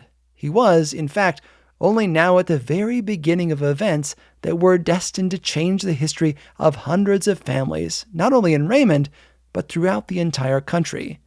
As he thought of Edward Norman and Rachel and Mr. Powers, and of the results that had already come from their actions, he could not help a feeling of intense interest in the probable effect if all the persons in the First Church who had made the pledge faithfully kept it. Would they all keep it, or would some of them turn back when the cross became too heavy? He was asking this question the next morning as he sat in his study when the president of the Endeavor Society of his church called to see him. "I suppose I ought not to trouble you with my case," said young Morris, coming at once to his errand, "but I thought, Mr. Maxwell, that you might advise me a little." "I'm glad you came. Go on, Fred." He had known the young man ever since his first year in the pastorate, and loved and honored him for his consistent, faithful service in the church. "Well, the fact is, I am out of a job. You know I have been doing reporter work on the Morning Sentinel since I graduated last year. Well, last Saturday, Mr. Burr asked me to go down the road Sunday morning and get the details of that train robbery at the junction and write the thing up for the extra edition that came out Monday morning, just to get the start of the news. I refused to go, and Burr gave me my dismissal. He was in a bad temper, or I think perhaps he would not have done it. He has always treated me well before. Now, do you think Jesus would have done as I did? I ask because the other fellows say I was a fool not to do the work. I want to feel that a Christian acts from motives that may seem strange to others sometimes, but not foolish. What do you think? I think you kept your promise, Fred. I cannot believe Jesus would do newspaper reporting on Sunday as you were asked to do it. Thank you, Mr. Maxwell. I felt a little troubled over it, but the longer I think it over, the better I feel." Morris rose to go, and his pastor rose and laid a loving hand on the young man's shoulder. "What are you going to do, Fred?" "I don't know yet. I have thought some of going to Chicago or some large city. Why don't you try the news?" "They are all supplied. I have not thought of applying there." Maxwell thought a moment. "Come down to the news office with me, and let us see Norman about it." So a few minutes later, Edward Norman received into his room the minister and young Morris, and Maxwell briefly told the cause of the errand. "I can give you a place on the news," said Norman, with his keen looks softened by a smile that made it winsome. "I want reporters who won't work Sundays. And what is more, I am making plans for a special kind of reporting which I believe you can develop because you are in sympathy with what Jesus would do." He assigned Morris a definite task, and Maxwell started back to his study, feeling that kind of satisfaction, and it is a very deep kind, which a man feels when he has been even partly instrumental in finding an unemployed person a remunerative position. He had intended to go right to his study, but on his way home he passed by one of Milton Wright's stores. He thought he would simply step in and shake hands with his parishioner and bid him Godspeed in what he had heard he was doing to put Christ into his business. But when he went into the office, Wright insisted on detaining him to talk over some of his new plans. Maxwell asked himself if this was the Milton Wright he used to know, eminently practical, businesslike, according to the regular code of the business world, and viewing everything first and foremost from the standpoint of, will it pay? "There is no use to disguise the fact, Mr. Maxwell, that I have been compelled to revolutionize the entire method of my business since I made that promise. I have been doing a great many things during the last 20 years in this store that I know Jesus would not do. But that is a small item compared with the number of things I begin to believe Jesus would do. My sins of commission have not been as many as those of omission in business relations." "What was the first change you made?" He felt as if his sermon could wait for him in his study. As the interview with Milton Wright continued, he was not so sure but that he'd found material for a sermon without going back to his study. "I think the first change I had to make was in my thought of my employees. I came down here Monday morning after that Sunday and asked myself, what would Jesus do in his relation to these clerks, bookkeepers, office boys, draymen, salesmen? Would he try to establish some sort of personal relation to them different from that which I have sustained all these years? I soon answered this by saying yes. Then came the question of what that relation would be, and what it would lead me to do. I did not see how I could answer it to my satisfaction without getting all my employees together and having a talk with them. So I sent invitations to all of them, and we had a meeting out there in the warehouse Tuesday night. A good many things came of that meeting. I can't tell you all. I tried to talk with the men as I imagined Jesus might. It was hard work, for I have not been in the habit of it, and must have made some mistakes. But I can hardly make you believe, Mr. Maxwell, the effect of that meeting on some of the men. Before it closed, I saw more than a dozen of them with tears on their faces. I kept asking, what would Jesus do? And the more I asked it, the further along it pushed me into the most intimate and loving relationships with the men who have worked for me all these years. Every day something new is coming up, and I am right now in the midst of a reconstruction of the entire business, so far as its motive for being conducted is concerned. I am so practically ignorant of all plans for cooperation and its application to business that I am trying to get information from every possible source. I have lately made a special study of the life of Titus Salt, the great mill owner of Bradford, England, who afterward built the model town on the banks of the Ire. There is a good deal in his plans that will help me, but I have not yet reached definite conclusions in regard to all the details. I am not enough used to Jesus' methods, but see here. Wright eagerly reached up into one of the pigeonholes of his desk and took out a paper. I've sketched out what seems to me like a program such as Jesus might go by in a business like mine. I want you to tell me what you think of it. What Jesus would probably do in Milton Wright's place as a businessman. He would engage in the business first of all for the purpose of glorifying God, and not for the primary purpose of making money. All money that might be made he would never regard as his own, but as trust funds to be used for the good of humanity. His relations with all the people in his employ would be the most loving and helpful. He could not help thinking of all of them in the light of souls to be saved. This thought would always be greater than his thought of making money in the business. He would never do a single dishonest or questionable thing, or try in any remotest way to get the advantage of anyone else in the same business. The principle of unselfishness and helpfulness in the business would direct all its details.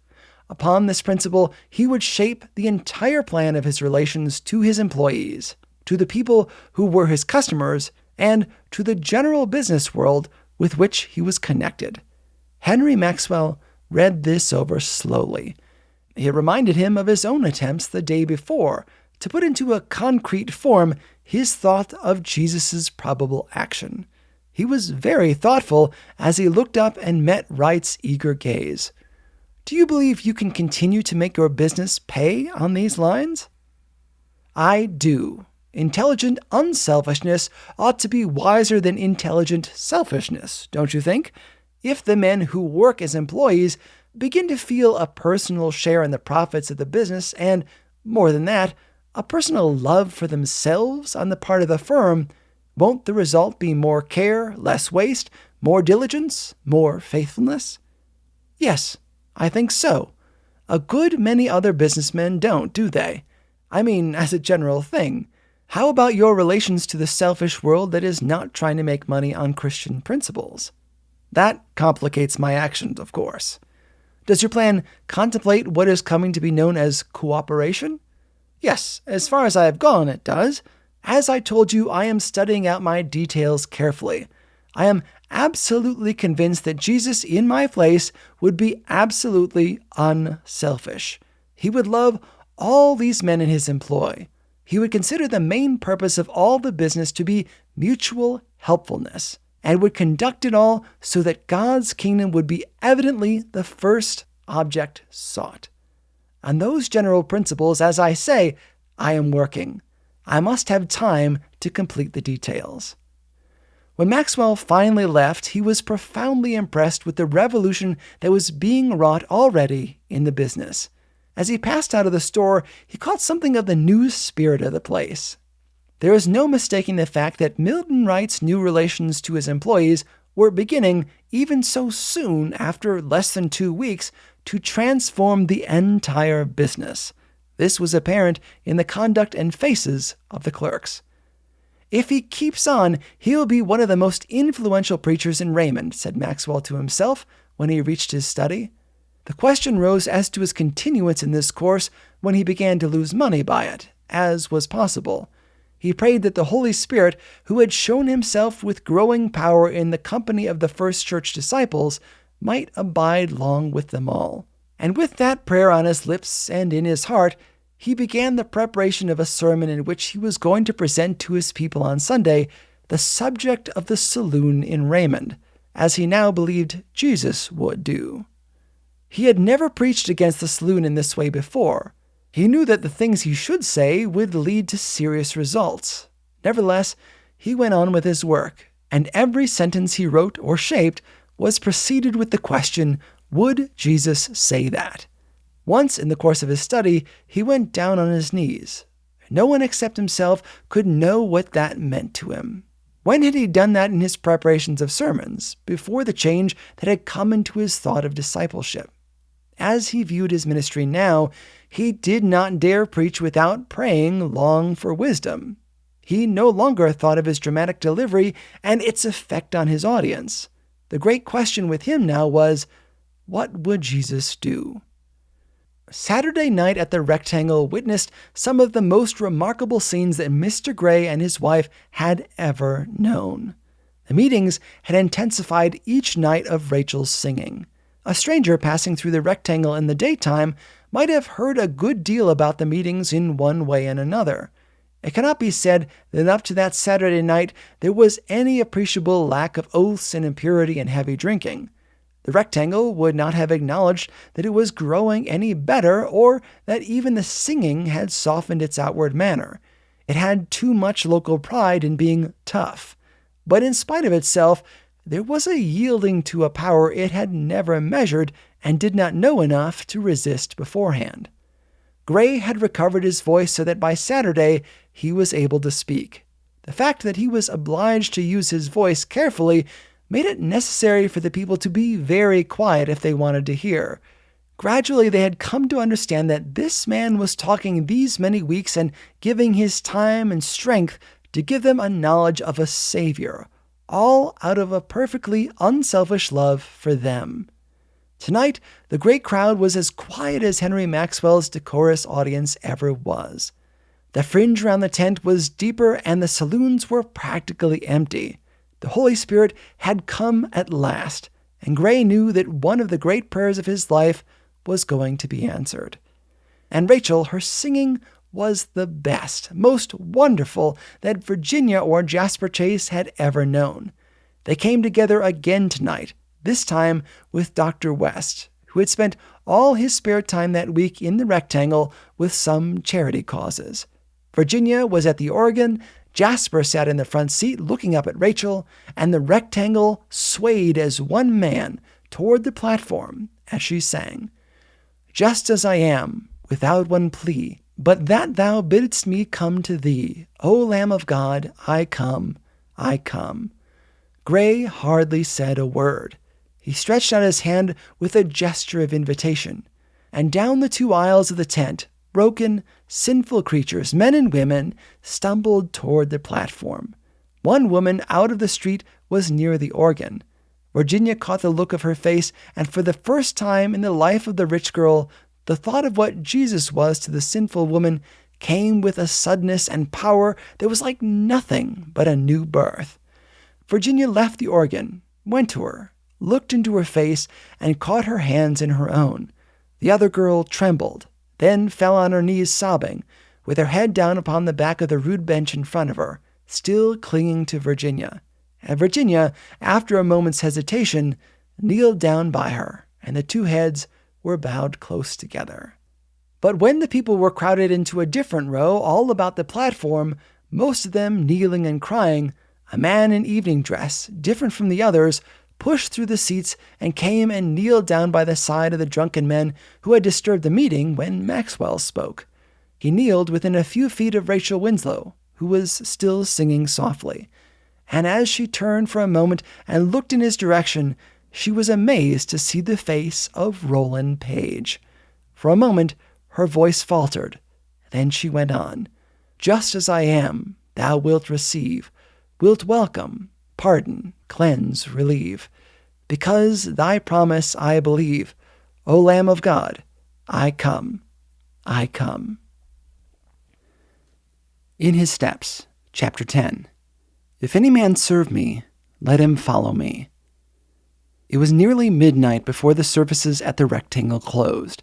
Gray stayed up long into Sunday morning, praying and talking with a little group of converts who, in the great experience of their new life, clung to the evangelist with a personal helplessness that made it as impossible for him to leave them as if they had been depending upon him to save them from physical death. Among these converts was Roland Page. Virginia and her uncle had gone home about 11 o'clock, and Rachel and Jasper Chase had gone with them as far as the avenue where Virginia lived. Dr. West had walked on a little way with them to his own home, and Rachel and Jasper had gone on together to their mother's. That was a little after 11. It was now striking midnight, and Jasper Chase sat in his room staring at the papers on his desk and going over the last half hour with painful persistence. He had told Rachel Winslow of his love for her, and she had not given him her love in return. It would be difficult to know what was more powerful in the impulse that had moved him to speak to her tonight. He had yielded to his feelings without any special thought of results to himself, because he felt so certain that Rachel would respond to his love. He tried to recall the impression she made on him when he first spoke to her. Never had her beauty and her strength influenced him as tonight.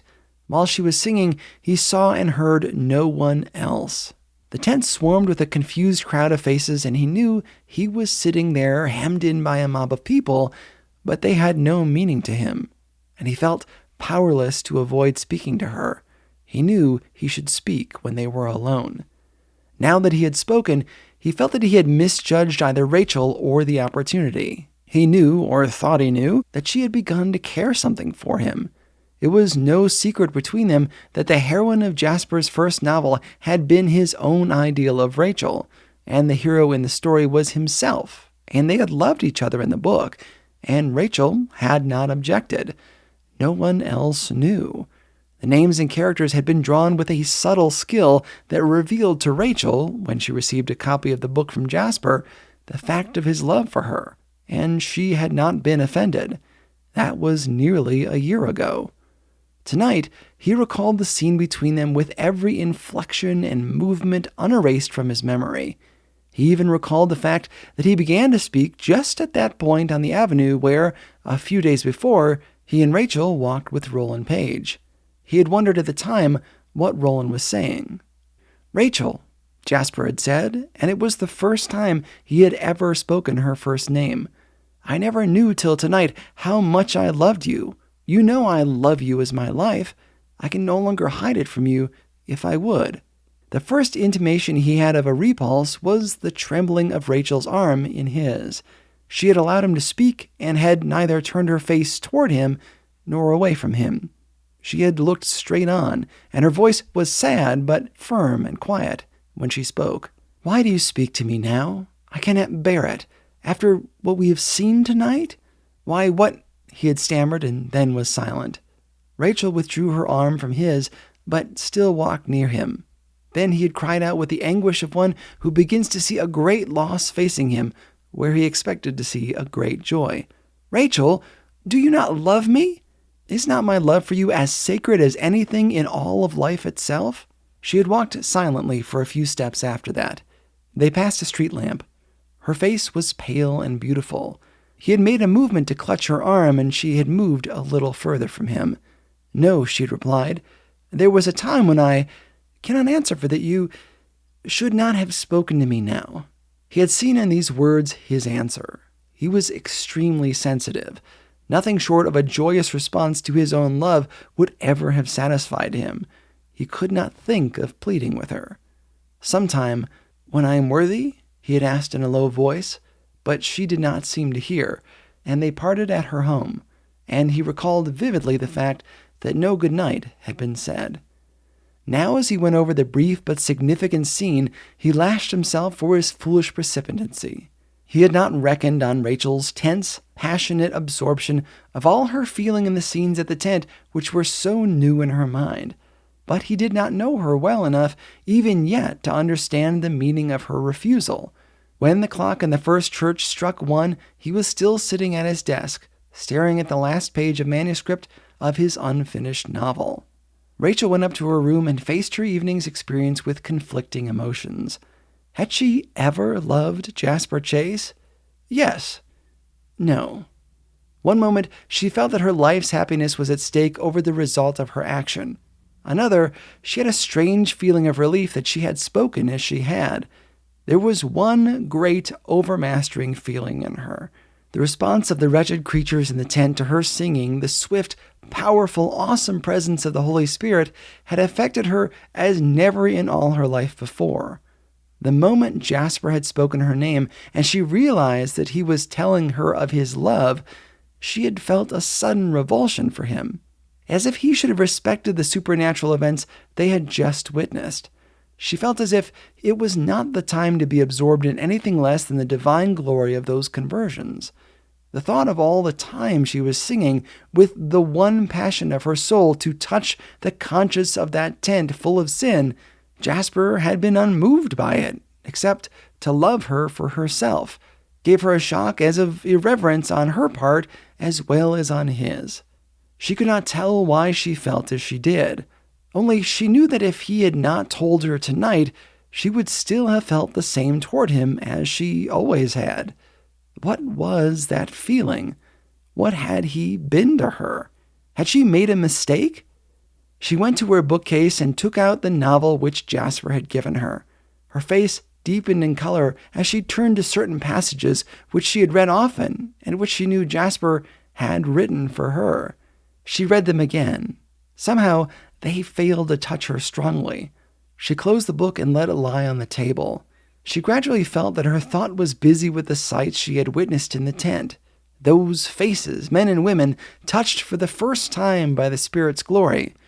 What a wonderful thing life was, after all!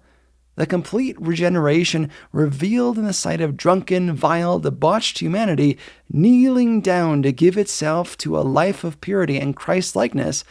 Oh, it was surely a witness to the superhuman in the world.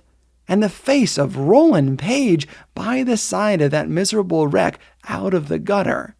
She could recall, as if she now saw it, Virginia crying with her arms around her brother just before she left the tent, and Mr. Gray kneeling close by, and the girl Virginia had taken into her heart while she whispered something to her before she went out. All those pictures drawn by the Holy Spirit in the human tragedies brought to a climax there in the most abandoned spot in all Raymond stood out in Rachel's memory now. A memory so recent that her room seemed for the time being to contain all the actors and their movements. No, she said aloud. He had no right to speak after all that. He should have respected the place where our thoughts should have been. I am sure I do not love him. Not enough to give him my life. And after she had thus spoken, the evening's experience at the tent came crowding in again, thrusting out all other things. It is perhaps the most striking evidence of the tremendous spiritual factor which had now entered the rectangle that Rachel felt, even when the great love of a strong man had come very near to her, that the spiritual manifestation moved her with an agitation far greater than anything Jasper had felt for her personally, or she for him. The people of Raymond woke Sunday morning to a growing knowledge of events which were beginning to revolutionize many of the regular, customary habits of the town. Alexander Powers' action in the matter of the railroad frauds had created a sensation not only in Raymond, but throughout the country. Edward Norman's daily changes of policy in the conduct of the paper had startled the community and caused more comment than any recent political event. Rachel Winslow's singing at the rectangle meetings had made a stir in society and excited the wonder of all her friends. Virginia's conduct, her presence every night with Rachel, her absence from the usual circle of her wealthy, fashionable acquaintances, had furnished a great deal of material for gossip and question. In addition to these events, which centered around these persons who were so well known, there had been all through the city, in very many homes and in business and social circles, strange happenings. Nearly 100 persons in Henry Maxwell's church had made the pledge to do everything after asking, "What would Jesus do?" And the result had been, in many cases, unheard of actions. The city was stirred as it had never been before. As a climax to the week's events had come to the spiritual manifestation at the rectangle, and the announcement, which came to most people before church time, of the actual conversion at the tent of nearly 50 of the worst characters in that neighborhood, together with the conversion of Roland Page, the well-known society and clubman. It was no wonder that under the pressure of all this, the First Church of Raymond came to the morning service in a condition that made it quickly sensitive to any large truth. Perhaps nothing had astonished the people more than the great change that had come over the minister, since he had proposed to them the imitation of Christ in conduct. The dramatic delivery of his sermons no longer impressed them. The self-satisfied, contented, easy attitude of the fine figure and refined face in the pulpit had been displaced by a manner that could not be compared with the old style of his delivery. The sermon had become a message. It was no longer delivered. It was brought to them with love, an earnestness, a passion, a desire, a humility that poured its enthusiasm about the truth and made the speaker no more prominent than had he been the living voice of God. His prayers were unlike any the people had heard before. They were often broken. Even once or twice they had been actually ungrammatical in a phrase or two. When had Henry Maxwell so far forgotten himself in a prayer as to make a mistake of that sort? He knew that he had often taken as much pride in the diction of the delivery of his prayers as of his sermons. Was it possible he now so abhorred the elegant refinement of a formal public petition that he purposefully chose to rebuke himself for his previous precise manner of prayer? It is more likely that he had no thought of all that. His great longing to voice the needs and wants of his people made him unmindful of an occasional mistake. It is certain that he had never prayed so effectively as he did now. There are times when a sermon has a value and power due to conditions in the audience rather than to anything new or startling or eloquent in the words said or arguments presented. Such conditions faced Henry Maxwell this morning as he preached against the saloon, according to the purpose determined on the week before. He had no new statements to make about the evil influence of the saloon in Raymond. What new facts were there? He had no startling illustrations of the power of the saloon in business or politics. What could he say that had not been said by temperance orators a great many times? The effect of his message this morning owed its power to the unusual fact of his preaching about the saloon at all, together with the events that had stirred the people. He had never in the course of his 10 years pastorate mentioned the saloon as something to be regarded in the light of an enemy, not only to the poor and tempted, but to the business life of the place and the church itself. He spoke now with a freedom that seemed to measure his complete sense of conviction that Jesus would speak so. At the close, he pleaded with the people to remember the new life that had begun at the Rectangle. The regular election of city officers was near at hand. The question of license would be an issue of the election. What of the poor creatures surrounded by the hell of drink while just beginning to feel the joy of deliverance from sin? Who could tell what depended on their environment? Was there one word to be said by the Christian disciple, businessman, citizen in favor of continuing the license to crime and shame-producing institutions? Was not the most Christian thing they could do to act as citizens in the matter fight the saloons at the polls, elect good men to the city offices, and clean the municipality? How much had prayers helped to make Raymond better while votes and actions had really been on the side of the enemies of Jesus? Would not Jesus do this? What disciple could imagine him refusing to suffer or to take up his cross in this matter? How much had the members of the first church ever suffered in an attempt to imitate Christ? Was Christian discipleship a thing of conscience simply, of custom, of tradition? Where did the suffering come in? Was it necessary in order to follow Jesus' steps to go up to Calvary as well as the Mount of Transfiguration? His appeal was stronger at this point than he knew. It is not too much to say that the spiritual tension of the people reached its highest point right there. The imitation of Jesus, which had begun with the volunteers in the church, was working like leaven in the organization. And Henry Maxwell could even thus early in his life have been amazed if he could have measured the extent of desire on the part of his people to take up the cross. While he was speaking this morning, before he closed with a loving appeal to the discipleship of 2,000 years' knowledge of the Master, many a man and woman in the church was saying, as Rachel had said so passionately to her mother, "I want to do something that will cost me something in the way of sacrifice. I am hungry to suffer something." Truly, Mazzini was right when he said that no appeal is quite so powerful in the end as the call, "Come and suffer." The service was over. The great audience had gone, and Maxwell again faced the company gathered in the lecture room as on the 2 previous Sundays. He had asked all to remain who had made the pledge of discipleship, and any others who wished to be included. The after-service seemed now to be a necessity. As he went in and faced the people there, his heart trembled. There were at least 100 present. The Holy Spirit was never so manifest. He missed Jasper Chase, but all the others were present. He asked Milton Wright to pray. The very air was charged with divine possibilities. What could resist such a baptism of power? How had they lived all these years without it?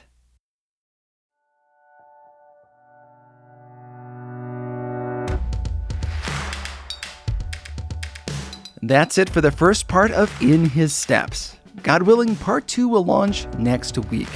I hope that in just this little section, you've seen the impact of the holiness movement, the social gospel, the post-millennialist view that the world is getting better and better. I've been talking at you for a few months about fundamentalism and its fight against liberal theologies. With this audiobook, I'm giving you an opportunity to really look at how those ideas were marketed in the late 1800s as people wrestled with the role of money in culture, thoughts about the end times, women's rights, prohibition, and more. In His Steps is not a perfect book, especially when read with modern eyes. But I think this call to live like Jesus is an important one for us today, regardless of what our theology is. If you want to take part in the patrons-only discussion of this book that will drop after part 3, visit patreon.com/Truce podcast. We're going to get together on Zoom and really go through this audiobook together. Then I'll edit down the discussion for distribution here on the main feed. Thanks also to the folks who helped me find errors in this recording. They volunteered to listen to this audiobook months ago and really helped out. They are Anita, Aaron, and Sarah. Truce is a production of Truce Media, LLC. Thanks for listening. I'm Chris Staron, and this is Truce.